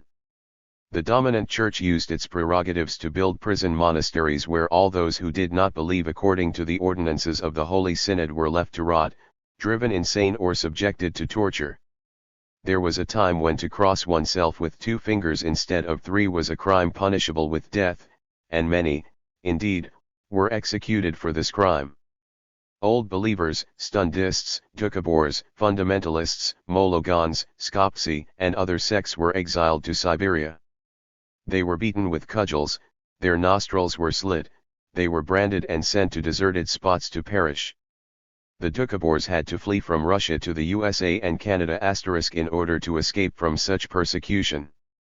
Early in 1931 the Canadian government decreed their expulsion because of their cult of the nude, which offended the Puritan susceptibilities of the local religionists. The clergy of the Orthodox Church sowed hatred for everything heterodox among the Orthodox population. The Orthodox Church, instead of calling upon workers to unite, divided them against each other. The Church handmaid of the bourgeois state. At one time, it is true, the clergy entertained hopes of carving out for themselves a much greater slice of the state power. That accounts for the struggle that went on for some time between the higher church dignitaries and patriarchs, and the Tsar. The temporal power won. The clergy then pocketed its pride and enlisted unreservedly in the service and the pay of the Tsarist power. The government set up a holy synod, consisting of bishops appointed by the Russian emperor, and at the head of it placed an official who bore the ominous title of Procurator of the Holy Synod. Commencing with the reign of Peter the Great, the Tsar was considered the head of the Church. The first article of the fundamental law of the Russian Empire reads in part as follows. The Emperor of all the Russias is an autocratic and absolute monarch. His supreme power must be obeyed not only out of fear but with heart and soul, for this is the command of God himself. You see, therefore, that Nicholas Romanov did not simply happen to reign, but God himself had commanded him to do so, and God himself commanded his people to obey him. Catherine too went a long step further when she defiantly declared to a bishop, the will of his monarch must be higher than the law of the Gospels. Thus the priests sank to the position of mere paid servants of the Tsarist government. They had to denounce to the Tsar and the government all those who agitated against their authority. The confessional was employed to pry into the innermost thoughts of the people. They preached to them humility and obedience to the worst enemies of the toilers, justified every act of baseness and villainy committed by the authorities, and declared that this predatory, parasitic order of things was ordained by the will of God. The priests received handsome remuneration and were awarded other marks of distinction. They were ambitious careerists, and in no way differed from the other cogs in the governmental apparatus. Their presence sanctified the execution of revolutionaries, and countenanced the shooting of disaffected soldiers, sailors, workers, and peasants. In fact, they blessed these crimes in the name of God. The churches and monasteries as landlords. In order to understand the reason why the church and religion were at the beck and call of the government in maintaining the landlord system, one must know what was the economic position of the churches and the monasteries in society. In Russia, as well as in other countries, the churches and monasteries were lavishly rewarded by the emperors, kings, princes and nobles for defending the institution of serfdom. In the course of time the monasteries and the clergy accumulated such an enormous amount of land that the landowners, envying them, more than once seriously considered confiscating these tempting morsels and dividing them among themselves. But the church was strong enough to resist every attempt to deprive them of their lands. It continued to prosper, and by the second half of the 17th century about 1 million serfs were attached to ecclesiastical lands. The church itself owned, sold, and exchanged serfs, overburdened them with taxes, and accumulated fabulous wealth by cruelly exploiting them. The wealthy monasteries were not a whit different from the great landlords to which tens of thousands of serfs were tied. The Troitsko-Sergievsky monastery counted among its corporeal hereditaments 106,000 serfs, the Alexandro-Nevsky Abbey 25,000 serfs, the Kirillo-Belozersky monastery 21,590 serfs. Things got to such a pitch that the monasterial estates became even more extensive than those of great peers of the realm like Count Sheremetyev, Pozumovsky, and Stroganov. During the reign of Catherine II, serfs and lands were confiscated from the ecclesiastical institutions and the clergy. Under Catherine II and Paul I more than 50,000 serfs formerly belonging to the church were divided among the landowners, but the monasteries and the church were not shorn very close. The law thus put a slight damper on the expansionist proclivities of church and monasteries, but did not destroy their land holdings. In 1905, the various churches, especially the Greek Orthodox Church, owned 2,611,000 deciatins of land of which 1,871,858 deciatins belonged to the Church, and 639,777 deciatins to the monasteries. *1 deciatine equals 2.70 acres ed. During the intervening years before the revolution the country estates of the churches and monasteries kept growing, while their urban real estate holdings similarly expanded. In 1903 the churches and monasteries of St. Petersburg owned 260 blocks of dwelling houses. The Alexandro-Nevsky Abbey alone held title to 30 buildings and more than 40 grain and flour warehouses in the capital, in addition to 8,000 deciatins of plowed land and 4,000 deciatins in pastures located in the very outskirts of the city. In 1903 the Moscow parish churches owned 908 buildings and the monasteries 146 buildings. These monasteries owned, besides, 32 monastery inns and an enormous acreage of other land.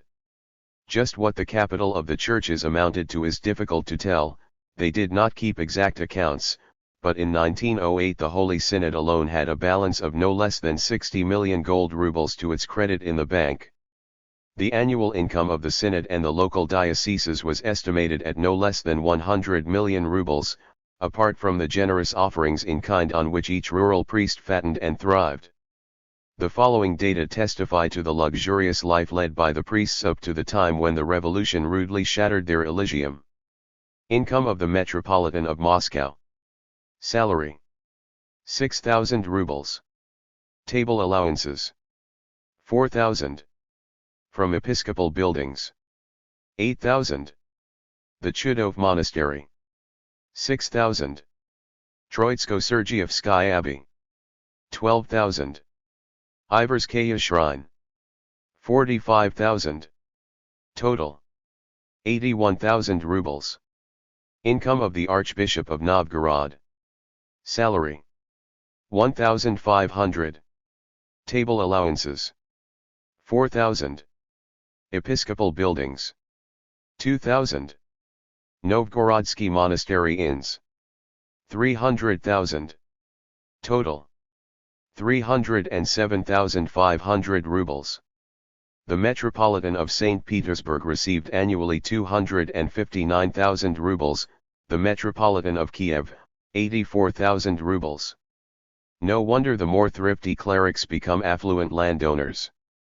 Thus in 1905, 570 men of the cloth possessed between 50 to 100 deciatins of land each, 590 clergymen possessed between 100 to 1,000 deciatins in all, 145,292 deciatins and 26 on the topmost rung owned 47,845 deciatins, averaging 1,840 deciatins each.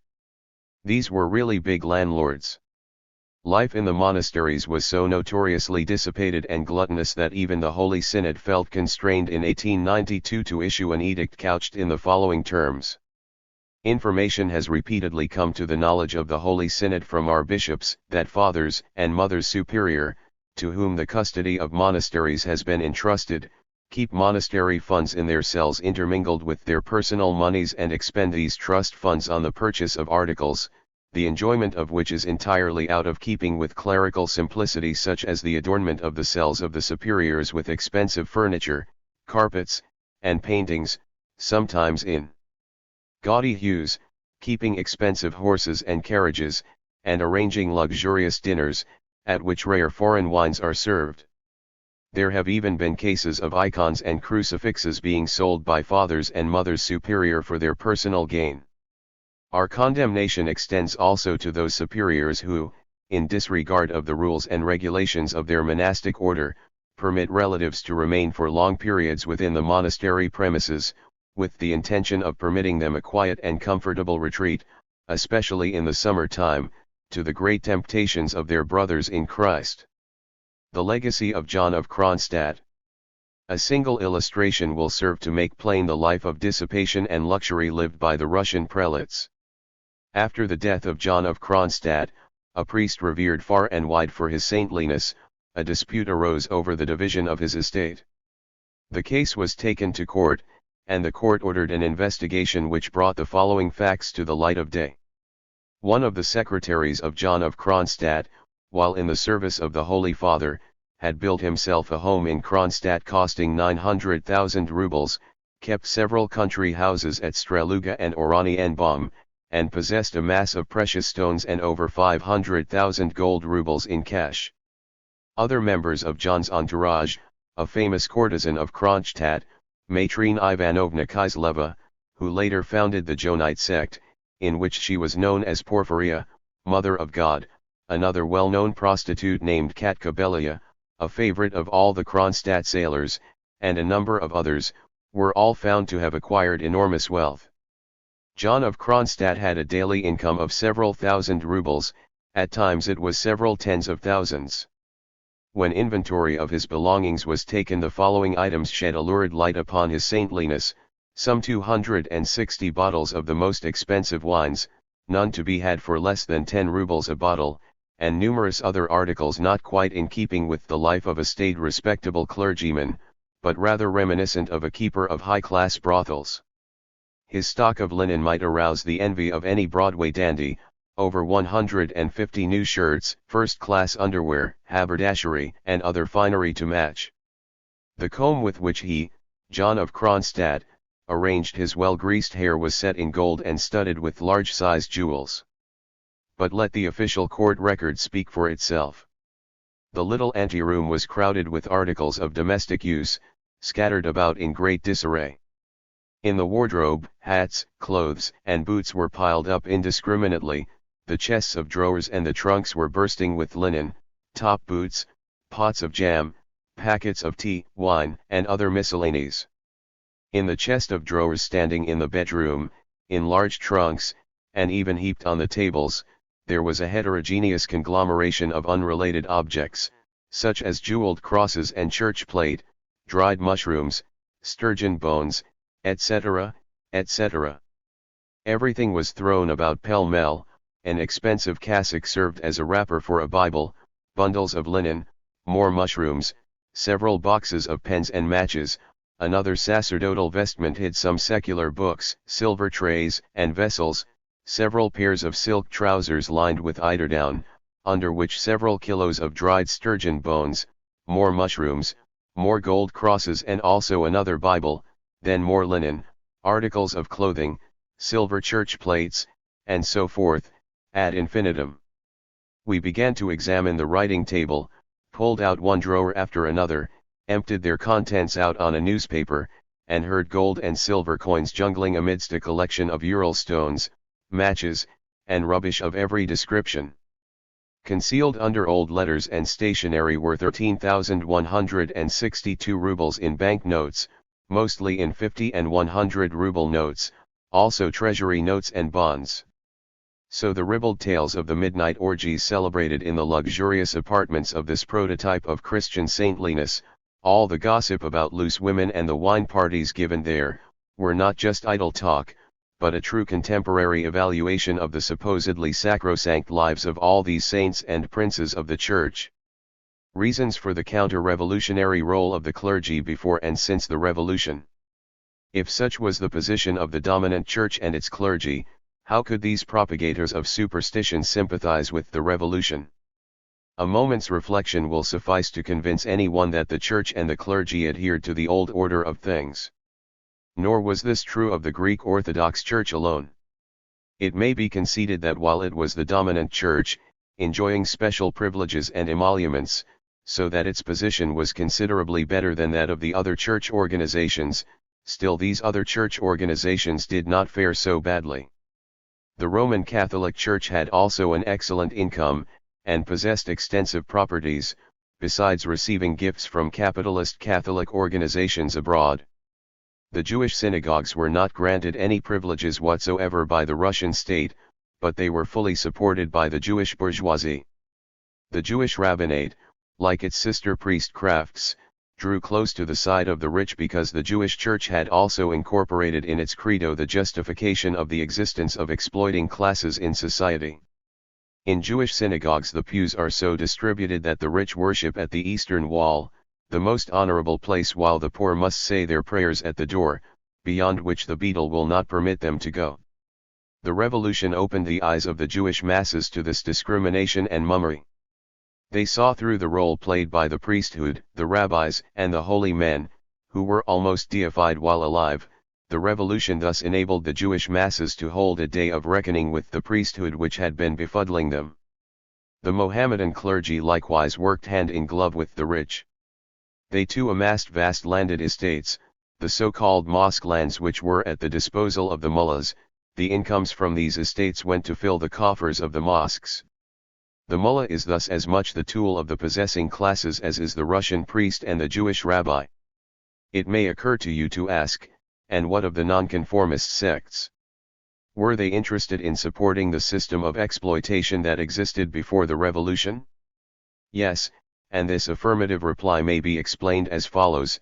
Before the revolution, many of the rank-and-file members of the nonconformist sects sympathized with the revolution because they sought to escape from the oppression of the Holy Synod, from the oppression of the priests and the ruling church, from persecution, prison, and exile. These sectarians sympathized with the revolution because the Tsarist government persecuted them on account of their faith, on account of their dissidence from the Greek Orthodox faith. But nonetheless this did not prevent the rich sectarians from exploiting the poor and supporting the political aspect of autocracy.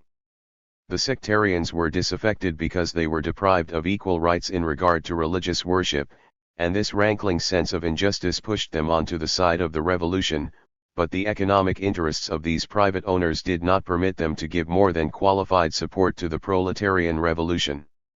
Could the clergy and those inhabiting the monasteries in the days of serfdom possibly be opposed to serfdom? Of course not.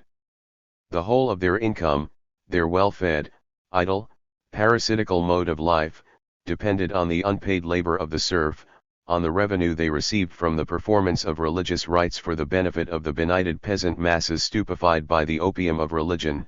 It depended upon the rich gifts which the wealthy old merchants and landowners made to the various monasteries in order that they would be allowed in their old age to atone for their sins and to assure themselves a warm spot in the kingdom of heaven. When serfdom was finally abolished and the bourgeois landowning system arose, who else became of prime importance to the clergy but the pious merchant?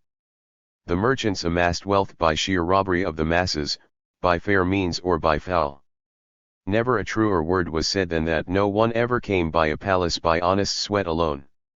And after amassing wealth by this robbery, the merchant would part with a few hundred or a few thousand rubles to a church or a monastery in return for some special prayers. The well-to-do merchants had special choristers, special bass-voiced deacons intone the prayers they paid for. Every peasant remembers how the village priest always singled out the rich with marks of respect while he snubbed the poor. All this explains why the clergy, far from greeting the revolution with rejoicing, regarded it as their enemy.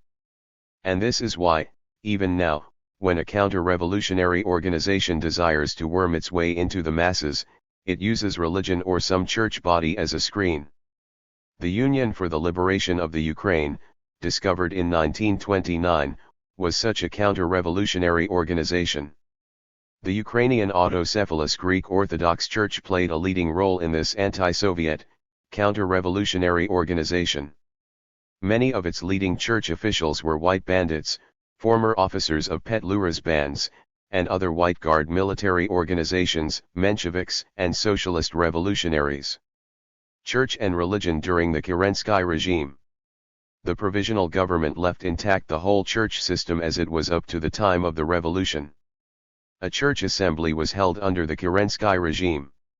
Those who attended included princes of the church, metropolitans, bishops, archimandrites, the greatest landowners in the country, like Alsofiev, Prince Trubetsky, Rodzianko, and Samarin, also capitalists and bourgeois intellectuals. At this assembly, held early in November, 1917, the patriarchal power was established with Vasily Belavin, the notorious Tikhon, at its head. This church assembly became a hotbed of counter-revolutionary activity. What kept the clergy in this constant state of alarm? The church assembly gave wide circulation to messages bristling with threats to call down the divine wrath of God and to invoke its power of excommunication, and mark well, demanded the immediate restoration of the lands, forests, and crops taken from the churches, monasteries, individual clergymen, and private owners. The church fathers bewailed the short memories of their parishioners in one of these messages, and asked plaintively, "Is it so long ago that the churches gradually became rich by the voluntary offerings of country estates, houses, and all kinds of gifts bestowed by rich and poor alike?" Is it so long ago that the rural parishes at great sacrifice appointed 33 deciatins of their land as a donation for building churches? The Church during the Civil War. One of the first decrees passed by the Soviet government was the decree expropriating the lands of the churches, monasteries, and landowners, and empowering the Volast Land Committee and the District Soviet of Peasant Deputies to dispose of them. This decree roused the clergy to indescribable fury. This measure, as we can readily understand, destroyed the very foundation of the material prosperity of the Church. The clergy realized that with the downfall of the capitalist system, their personal well-being, so inextricably bound up with that of the capitalist system, was also doomed. This explains why the clergy joined the counter-revolution and committed numerous counter-revolutionary acts. This is why Patriarch Tikhon anathematized the Bolsheviks and the Soviet power. This is why the priests organized Jesus regiments and Holy Virgin regiments, which served under Kolchak and the Ataman-Dutov and fought against the Soviet power. When famine struck the land in 1921, and the Soviet government, in order to save millions from starvation, decided to take the treasures of the people stored up in the churches and exchange them for corn, Patriarch Tikhon and many other princes of the church fought this humane step tooth and nail. A considerable section of the clergy is still openly or covertly opposed to the revolution. The revolution deprived the Orthodox Church of its dominant position, but the revolution also reveals to the people the real role played by all religions, by all ecclesiastics. The revolution has given a tremendous impetus to the dissemination of scientific knowledge among the masses. The revolution has wrought unprecedented changes in the whole economic system of the country. This itself deprives religion and religious beliefs of their essential basis of existence. Religion, science, faith, and knowledge. Certain priests gravely assure us that there is no contradiction between religion and science, that religion complements science, or rather science complements religion. There are scientists and professors who support the priests in this opinion. The priests eagerly parade the statements of these believing scientists, and say, there. Even scientists and university professors accept religion, they, too, believe in God. But the basis of all religion is belief in a God, and nobody has ever succeeded in proving the existence of a God. Of course, it is impossible to prove the existence of something that does not exist. If a child or even an adult demands proof of the existence of God, he is told, you must believe, that is, even if there is no proof you must believe. But science does not take anything on trust, it puts everything to the test. Facts that science has established can be calculated, measured, weighed, analyzed, and demonstrated. But that which is inspired by religion can neither be demonstrated, measured, weighed, nor verified. The priests assure us that religion teaches us to understand the invisible, and the incomprehensible. In other words, religion claims to know that which man does not and cannot know because it does not even exist. That is to say, religion exists where knowledge is lacking. Religion is opposed to science. A host of examples could be given to illustrate this. Take, for instance, the naive tale of the creation of the world in 6 days, and similar Bible stories, from Genesis to the Apocrypha. Religious instruction so implants this absurd conception of world creation in our minds that it takes years to eradicate it. Science investigates and verifies its data, whereas religion blatantly proclaims, blessed is not he who sees, but he who believes. Asterisk. Asterisk carried in the nonconformist hymn to the point, only believe and thou shalt see, that Christ is all in all to thee. It is not for nothing that the biblical narrative of how God forbade Adam to eat of the tree of knowledge of good and evil is told. Belief thus forbids knowledge. Science enables man to know the causes of the various phenomena which occur in nature and, once man learns these causes, he learns also that phenomena in nature occur without the slightest intervention of any divine power. Religion ascribes everything to the will of a non-existent God. And what suitable reply can we make to the learned theologians and scholarly professors who accept the existence of God as a fact?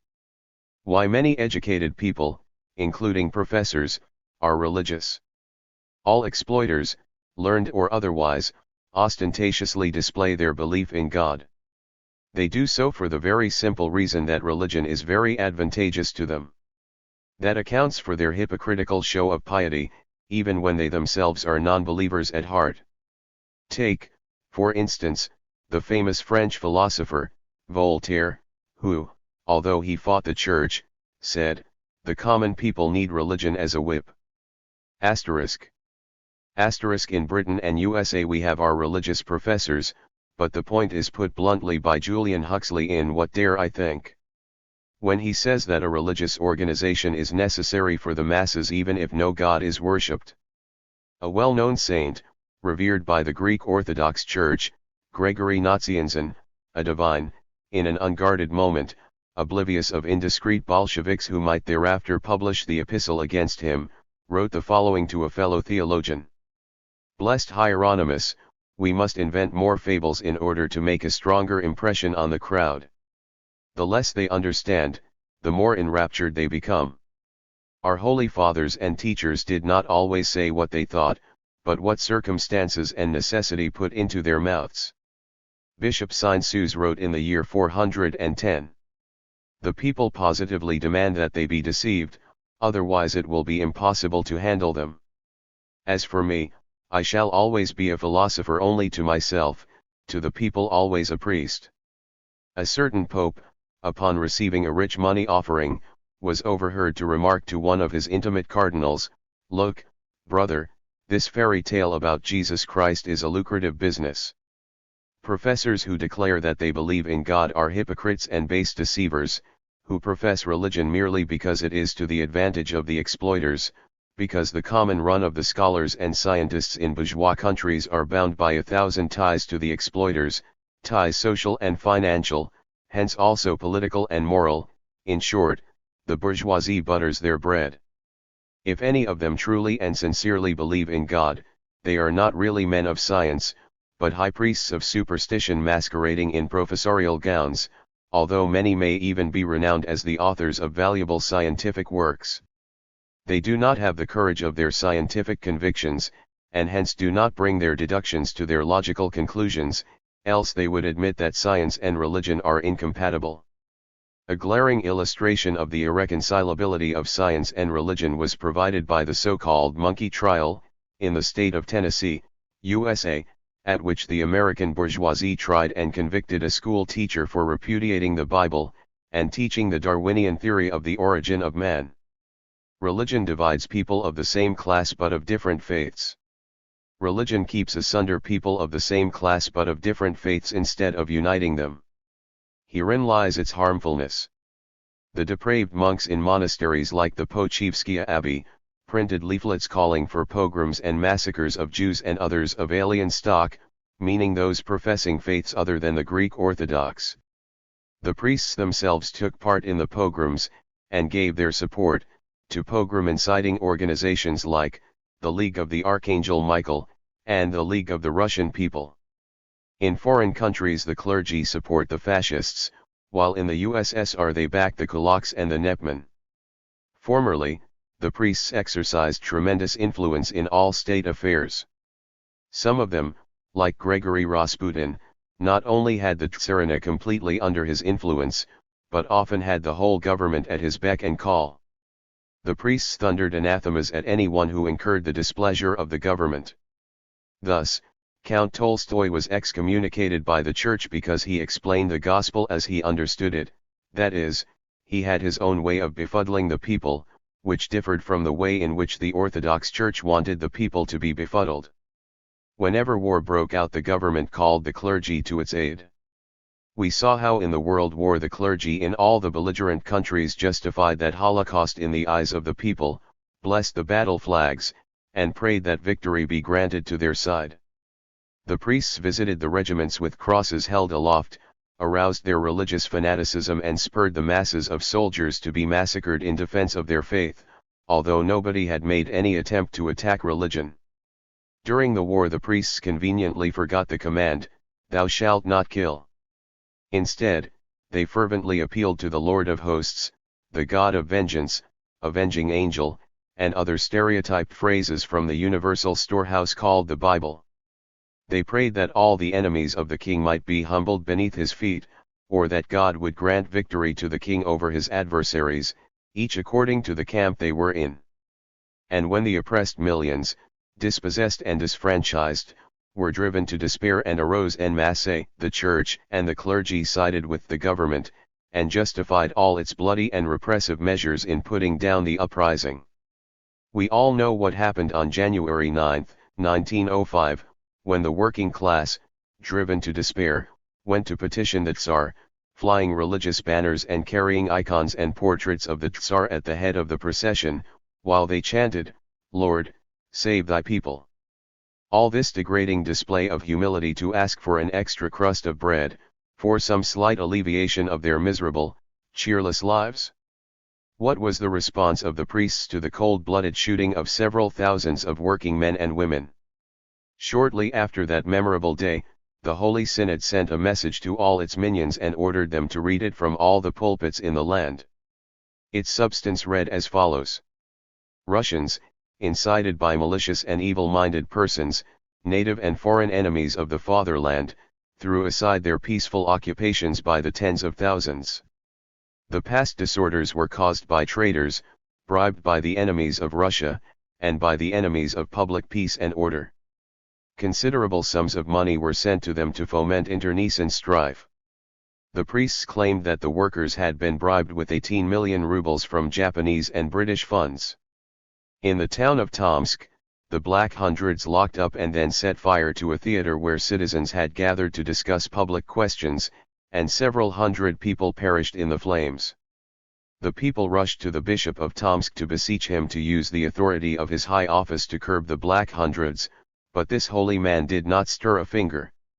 In Saratov, a petition was presented to the local bishop to stay the excesses of the pogromists, but that worthy dignitary merely prescribed the usual Christian panacea, prayer. That is what the Russian clergy were like before the revolution. The church and the clergy were instruments of oppression in times of serfdom, and afterwards, when the capitalist land-owning system came into being, they found chapter and verse to support that system. They always exerted all their influence over the masses to uphold the exploiting class. They pursued the policy of tearing asunder people of different faiths, but belonging to the same social class, and of inciting one group of believers against another group, fighting every liberation movement, every movement for freedom and revolution. The church was a part of the state mechanism, part of the state organization. This made it imperative that one of the first steps of the Soviet government after it assumed power was to decree the separation of the church from the state. It may occur to you to ask, why was the church not separated from the state after the February Revolution? The answer to this very pertinent question must be sought in the fact that the political power was then still in the hands of the capitalists and the landlords. Lvov was appointed procurator for the Holy Synod. The provisional government, although it comprised socialist revolutionaries and Mensheviks, was not a government created by the will of the toiling masses. This provisional government, a tool of the bourgeoisie, still needed the church to help keep the masses in their place, to justify the unjust class oppression still prevailing, to justify the predatory land-grabbing imperialist war.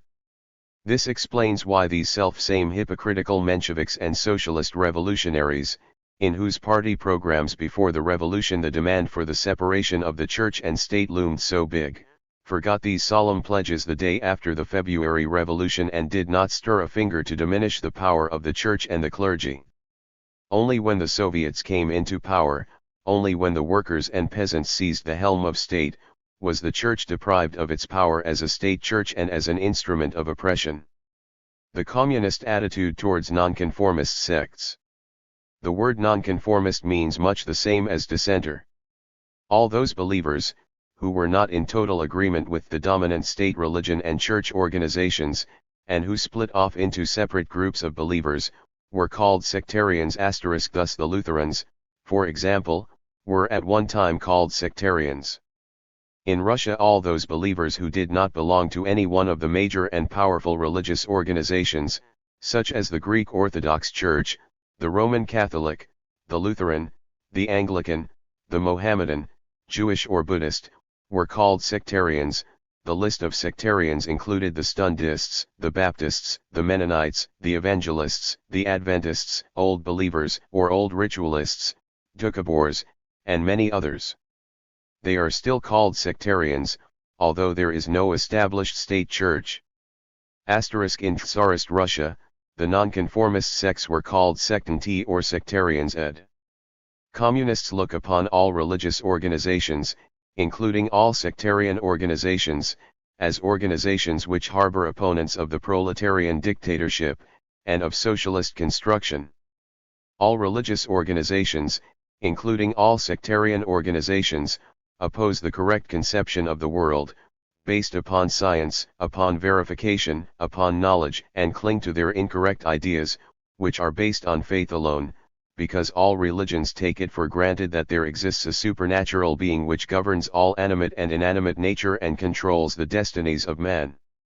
As to differences between one religion and another, they are of little, if any, consequence.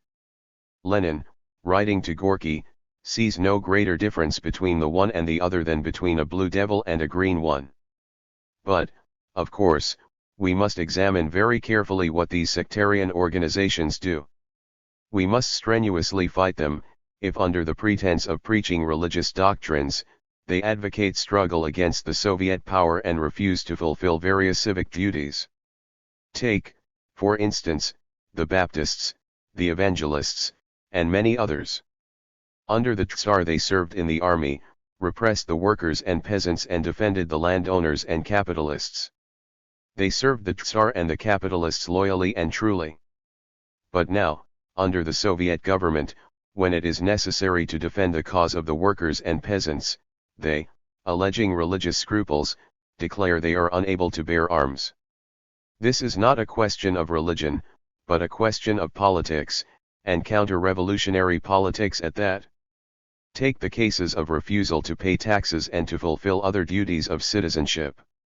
This is politics, pernicious politics directed against the interests of the working class and peasantry, because these people want to throw the whole burden of state construction onto the shoulders of others, while they themselves refuse to do their share in building up the new society. Other sectarians forbid their children to join the Young Pioneers, the Young Communist League or the Communist Party. They forbid them to attend schools or to go to the village reading rooms to listen to Soviet lectures. Such a policy cannot be condemned too strongly, as its aim is to keep the younger generation in ignorance and mental darkness, under the thumb of religious and counter-revolutionary people.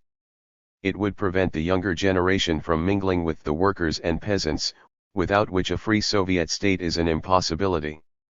Here and there in the Soviet Union, during the last few years, sectarians have joined the major religious denominations in spreading propaganda against the most important campaigns organized by the Soviet government. They agitated against the collectivization of agriculture, against subscribing to state loans, against grain collections for delivery to the state, against the introduction of the continuous working week in industry, etc., etc. We must fight against these wrecking elements. We must expose the links that exist between these religious sects and the organizations of the rich kulaks in Russia and the foreign banks and capitalists who help them. We must demonstrate how these organizations serve the capitalists. We must not be deceived by the philanthropic work that these religious bodies sometimes engage in. In this they merely serve as the tools of the exploiters, kulaks, traders, former merchants, and factory owners, to attract the poor to their side and follow the same tactics they employ in all capitalist countries, where they maintain shelters, night lodging houses and similar traps to catch the souls of the unwary proletarians. On the other hand, we must not be hostile towards the working men and women who belong to these religious sects. We are not hostile to workers who are Greek Orthodox, Roman Catholics, Mohammedans, or Jews. This campaign against religion must not be carried out by resorting to coercion, force, administrative orders, or by forbidding church services, but must be a persistent, steady crusade of enlightenment, especially among the youth. We must, year in year out, reveal to them the exploiter's role played by the sectarian organizations, exposing the very tangible relationship that exists between every religious body, including the sectarians, and various capitalist organizations. How to carry on anti-religious propaganda. 15 years ago the then relatively small Bolshevik Party, under Lenin's leadership, led the vast masses of workers, peasants, and soldiers in their vigorous resistance to the landlords, the bourgeoisie, the Tsarist generals, Kerensky's provisional government against the whole of the old social order. The enemy realized that if the proletarian dictatorship emerged victorious, it would leave no stone of the old order unturned. It would break up the bourgeois state machine with all its superstructures.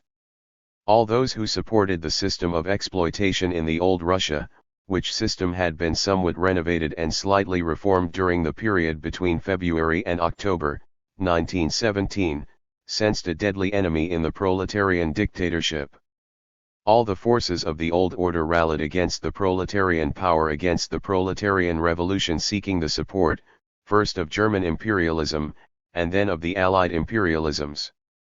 The Russian counter-revolution strove for several years to break the proletarian dictatorship, but it failed, despite the fact that all the forces at the command of the imperialists were mobilized in its aid. By no means the least important role in this struggle against the proletarian dictatorship, against the socialist revolution, was played by religion and the church.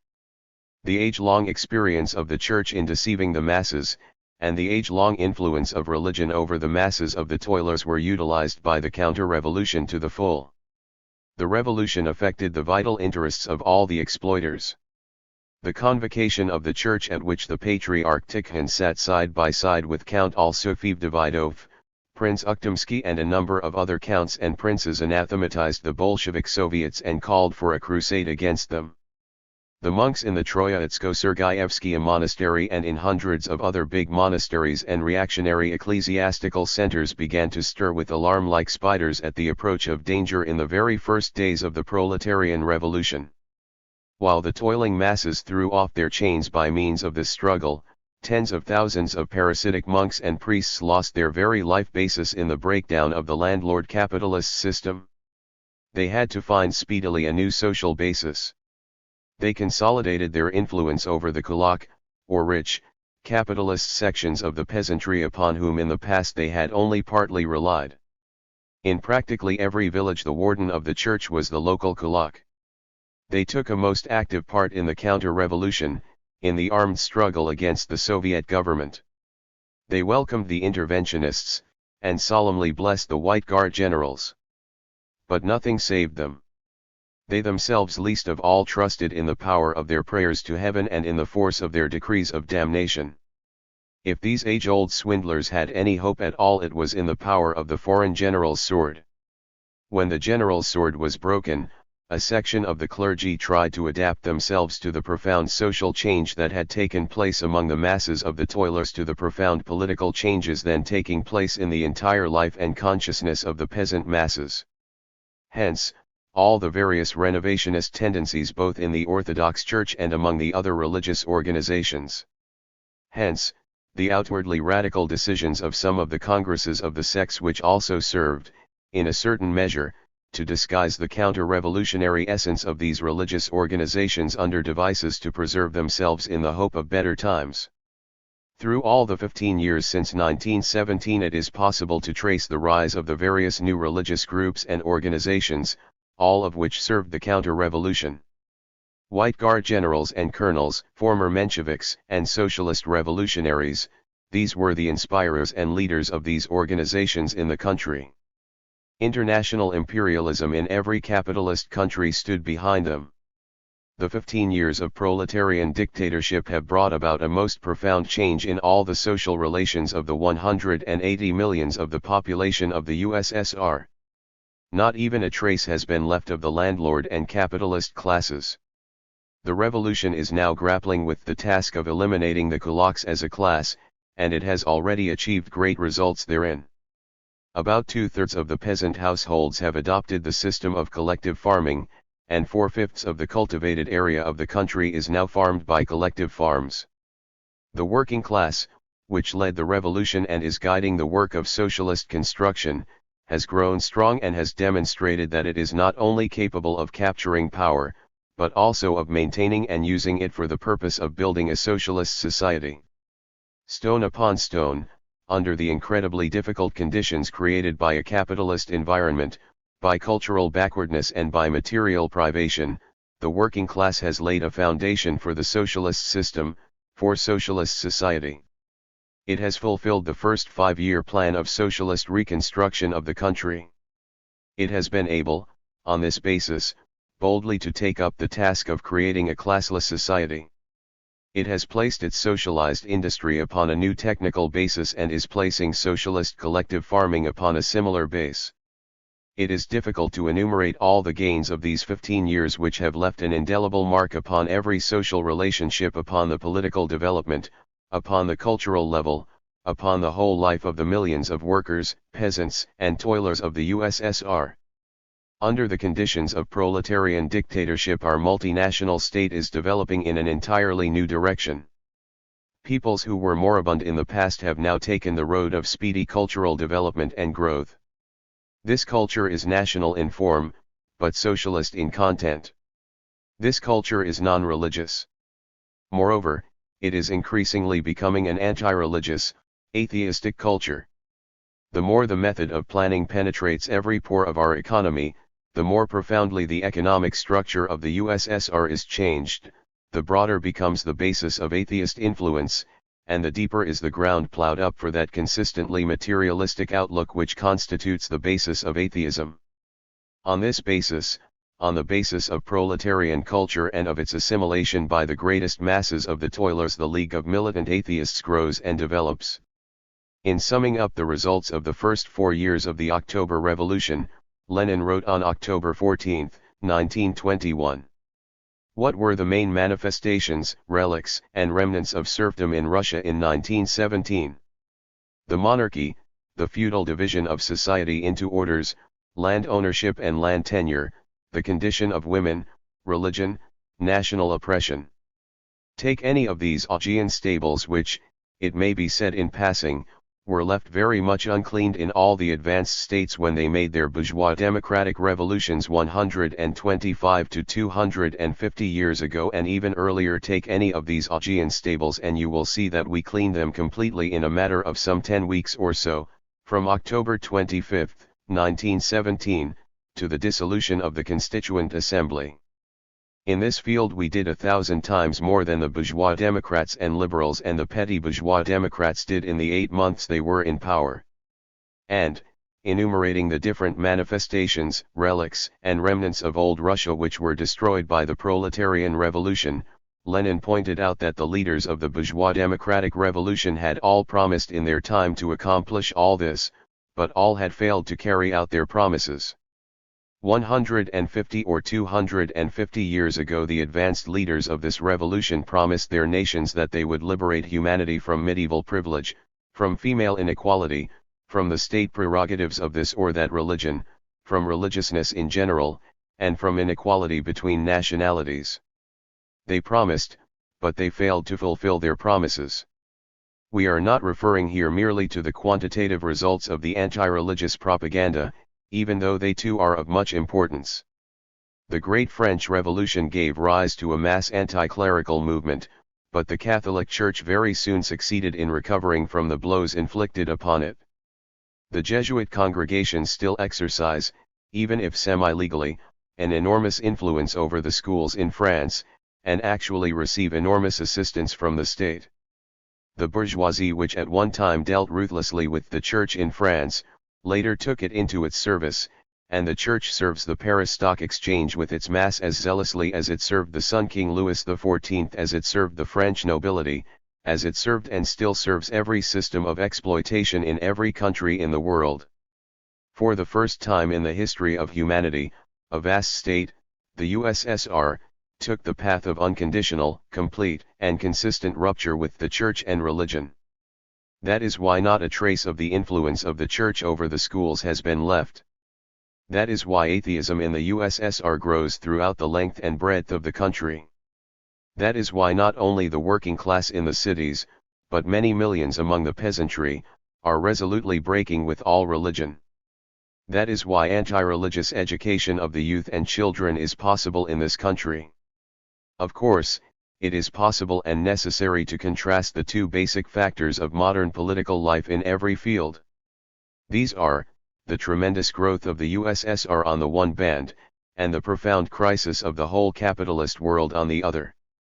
There can be no doubt that the fact that the new state of the USSR is led by the Communist Party, with a program permeated by the spirit of militant atheism, gives the reason why the state is successfully surmounting the great difficulties that stand in its way, that neither heavenly powers nor the exhortations of all the priests in all the world can prevent its attaining the aims it has set itself. This fact affects the minds of the great masses in a revolutionizing manner. The influence of this fact is all the greater for the reason that it is accompanied by the decay and collapse of the capitalist system throughout the world, notwithstanding the prayers the priests are directing to heaven to save the capitalist world from destruction. In his latest message to his venerable brethren, even Pope Pius XI was forced to admit that a situation like the present has never existed since the flood. If we pass in review the long and sorrowful sequence of wars that, as a sad heritage of sin, marked the stages of fallen man's earthly pilgrimage from the flood on, it would be hard to find spiritual and material distress so deep, so universal, as that which we are now experiencing. Even the greatest scourges that left indelible traces in the lives and memories of peoples struck only one nation at a time. Now, on the contrary, the whole of humanity is held bound by the financial and economic crisis so far that the more it struggles the harder appears the task of loosening its bonds. There is no people, there is no state, no society or family, which in one way or another, directly or indirectly, to a greater or less extent, does not feel the repercussion. In the face of this crisis, all the maneuvers, all the measures the capitalist world can take, all its efforts are powerless and can avail them nothing. The 16th year of the proletarian dictatorship commences with the development of the second five-year plan of socialist construction. This new five-year plan will be fulfilled no matter what difficulties it may entail. It will cause even deeper changes in every social relation. It will bring us close to classless socialist society. It will destroy more thoroughly the remnants of religious views among the masses. It will eradicate the last remnants of capitalism in economic life and in the minds of men. If at the present time a minority in the Union adheres to the atheist outlook, during the second five-year plan it will be possible and necessary to bring about an even more profound change in this respect, for it is difficult to speak of eradicating the remnants of capitalism from the minds of men if we still leave room for religious ideas which delude the mind, for authoritarian ideas, ideas about transcendental and supernatural forces. In this period religion must die out of the minds of the millions much more quickly and thoroughly. This definite growth of atheism about which Pope Pius XI complains so bitterly in the message quoted above, and which he says is the most dreadful evil of our time, is inevitable not only in the USSR, but in every other country as well. Pius XI complains that, "Thus we see today what was never before seen in history, the satanical banners of war against God and religion brazenly unfurled to the winds in the midst of every people and in all parts of the earth. In the capitalist countries this process will become sharper and broader, the more so as the class battles which are inevitable under the conditions of the growing class oppression, of the fascistization of the state power and preparation for new imperialist wars, primarily against the USSR, the fatherland of the toilers of the whole world, will become extensive. We must study the situation in which the atheist movement is developing in the USSR and in the capitalist countries. The further growth of socialism in the town and country in the USSR will inevitably lead to the dying out of religion. But it would be a great mistake to believe that religion will die out of itself.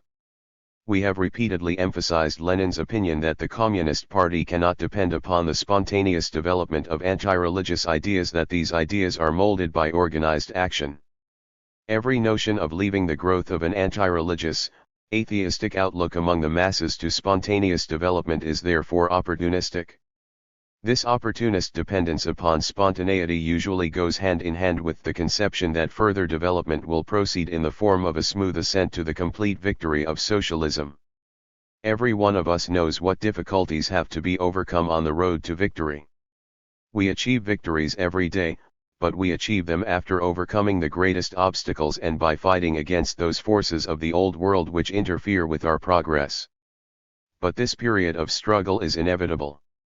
Hence the class struggle, which assumes most varied forms, which at certain points, at certain moments, becomes very acute, is also inevitable.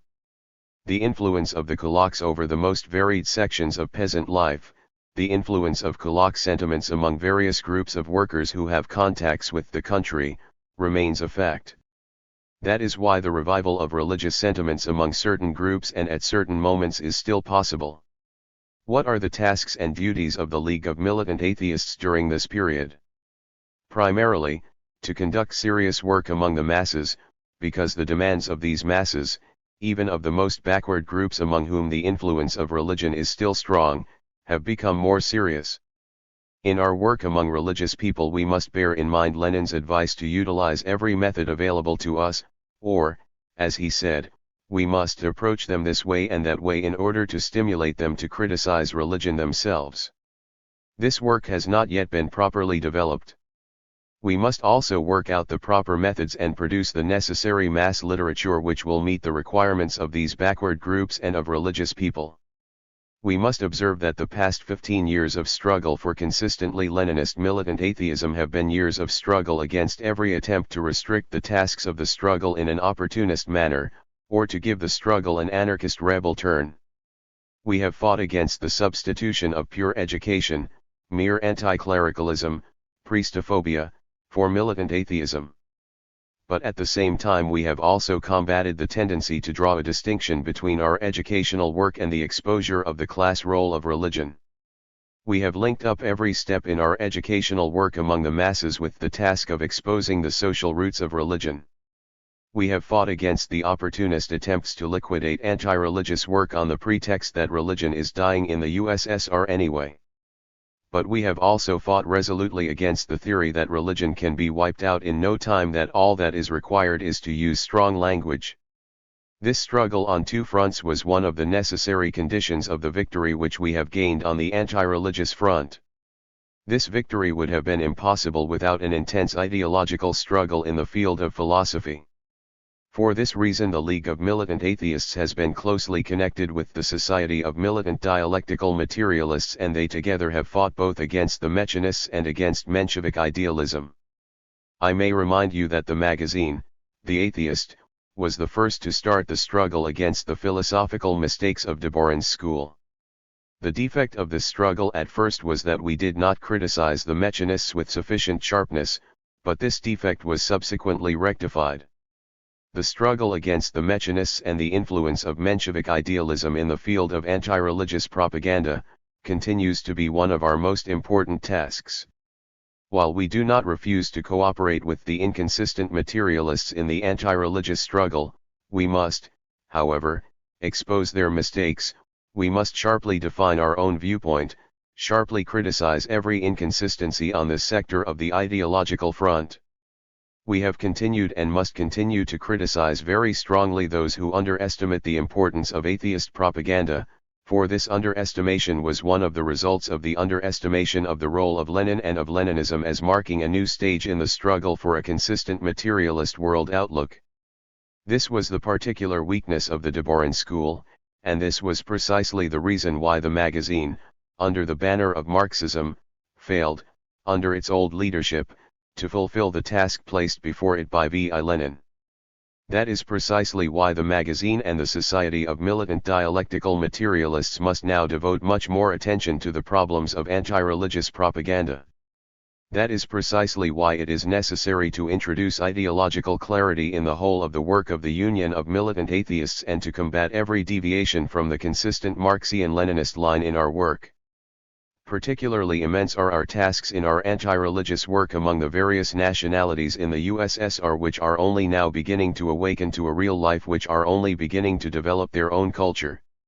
Among many of the nationalities the relics of pre-revolutionary ideology are still great. The influence of the mullah, rabbi, shamans, lamas, etc., is still strong. The literature these nationalities possess is too poor for anti-religious propaganda, and they have almost no translated literature. The methods of work among the various nationalities are not yet sufficiently differentiated, plans for this work have not yet been prepared thoroughly. That is why it is necessary to train cadres, to study and explain the various problems, and to conduct a serious work of popularization. Our entire work must be more closely than ever linked up with the work of the Proletarian Freethinkers International. The atheist movement has made giant strides in many countries. No punitive measures against the Proletarian Freethinkers International can stop this mass movement now that it has begun. The suppression of the League of Militant Atheists in Germany, as many observers, even from the bourgeois camp, admit, only led to the further strengthening of godlessness, to open defections from the church, to withdrawal from the parishes, etc. The growth of godlessness in the United States, the closing of churches in other countries, are inevitable accompaniments of the decay of capitalism. Of course, in these countries, too, the priests are trying to adapt themselves to the social changes that are taking place. Whenever necessary, they even flirt with socialist theories. But the exposure of the role of the church and of religion will proceed at a growing pace in the countries of capitalism and create a mighty army of militant atheists throughout the world. The only country in which the anti-religious movement is able to develop openly, broadly, unhindered is the USSR. Our experience is of the greatest importance to every nation. We must never forget that by our work we are rendering assistance to our foreign comrades. We must deeply internationalize our work so that every atheist should regard his work as part of our international struggle against religion and the Church. The League of Militant Atheists has always closely linked its work with that of the Proletarian Freethinkers International. In the columns of the press of the League of Militant Atheists we inform our members and the workers generally of the work of the League, and of the struggle taking place within the Proletarian Freethinkers International. The delegates of our League took a most vigorous part in the defense of this international, against the demoralizing petty bourgeois influence of the social fascist leaders of the type of Sivers, Hartwig, etc. The latter sought to utilize the international in order to subject the entire atheist movement to the interests of the bourgeoisie, to deprive atheist propaganda of its revolutionary sting, to convert the militant atheism of the masses of the workers and peasants into a liberal movement of bourgeois freethinkers. We have exposed their role. We did not allow the Siverses and Hartwigs to convert the Proletarian Freethinkers International into an appendage of the bourgeoisie. Thanks to this, the International continues to exist and grow throughout the world as an organization of militant atheists. It is our duty to do even more than we have done to make the anti-religious movement, not only in the USSR, but in the capitalist countries as well, a movement of vast millions. We are entering the 16th year of the proletarian revolution with great gains to our account in the field of atheism. But these gains are insufficient. Our work must be improved, consolidated, expanded, deepened. The banner of militant atheism must be raised still higher. Propaganda in favor of militant atheism must be carried on more widely, must become deeper and more serious. The ranks of the militant atheists must be increased to include millions. Remember that the struggle against religion is a struggle for socialism.